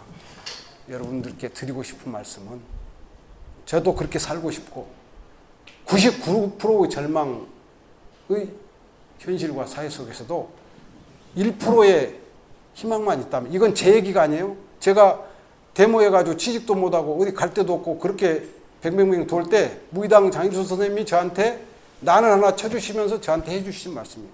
내유천지 하면 외무소군이라. 네 안에 천지를 담고 있으면 바깥에 구할 것이 하나도 없다. 그거 난을 쳐주시면서, 야 임마, 네가 임마 뭐 운동가고 혁명가야 임마. 운동가와 혁명가는 임마 로망이 있어야 돼. 로망이 뭔 줄 알아? 네가 하려고 했던 게 99%가 전부 다 엎어지고 깨지고 다 물어 돌아갔다 하더라도 딱 하나 남은 데서 이거 될 건가 말 건가 조금 희망이 보일 때, 그런 데서 이놈아 희망을 느끼고, 그게 혁명가고 이마 운동가요. 그러면서 그 내유천지 외무석을 써주시더라고요. 90% 절망 속에서 1%의 희망을 향해서 함께 가십시다. 이왕 계산해 오셨으니까 별명을 하나 이렇게 지어드리면 좋을 것 같아요. 따뜻한 맹수. 동학을 물고 늘어지신 건 분명히 맹수 맞으신 것 같은데, 백성들에게 희망을 잃지 말고 같이 따뜻하게 살아보자 하시는 분은 별명이 마음에 드시나 모르겠습니다. 계산해서 앞으로 따뜻한 맹수로 불러주시면 고맙습니다. 저희 선생님 말씀. 네. 다음 주는 이현주 목사님께서 오십니다. 아마 자리가 좀 좁아지지 않을까. 갈수록 이 자리를 뒤에 좀 땡기고 많이 펴야 될 것 같습니다. 다음 주에도 7시 반에 시작됩니다. 많이들 오셔가지고 좋은 공부 하시면 고맙겠습니다. 오늘 고생들 하셨습니다.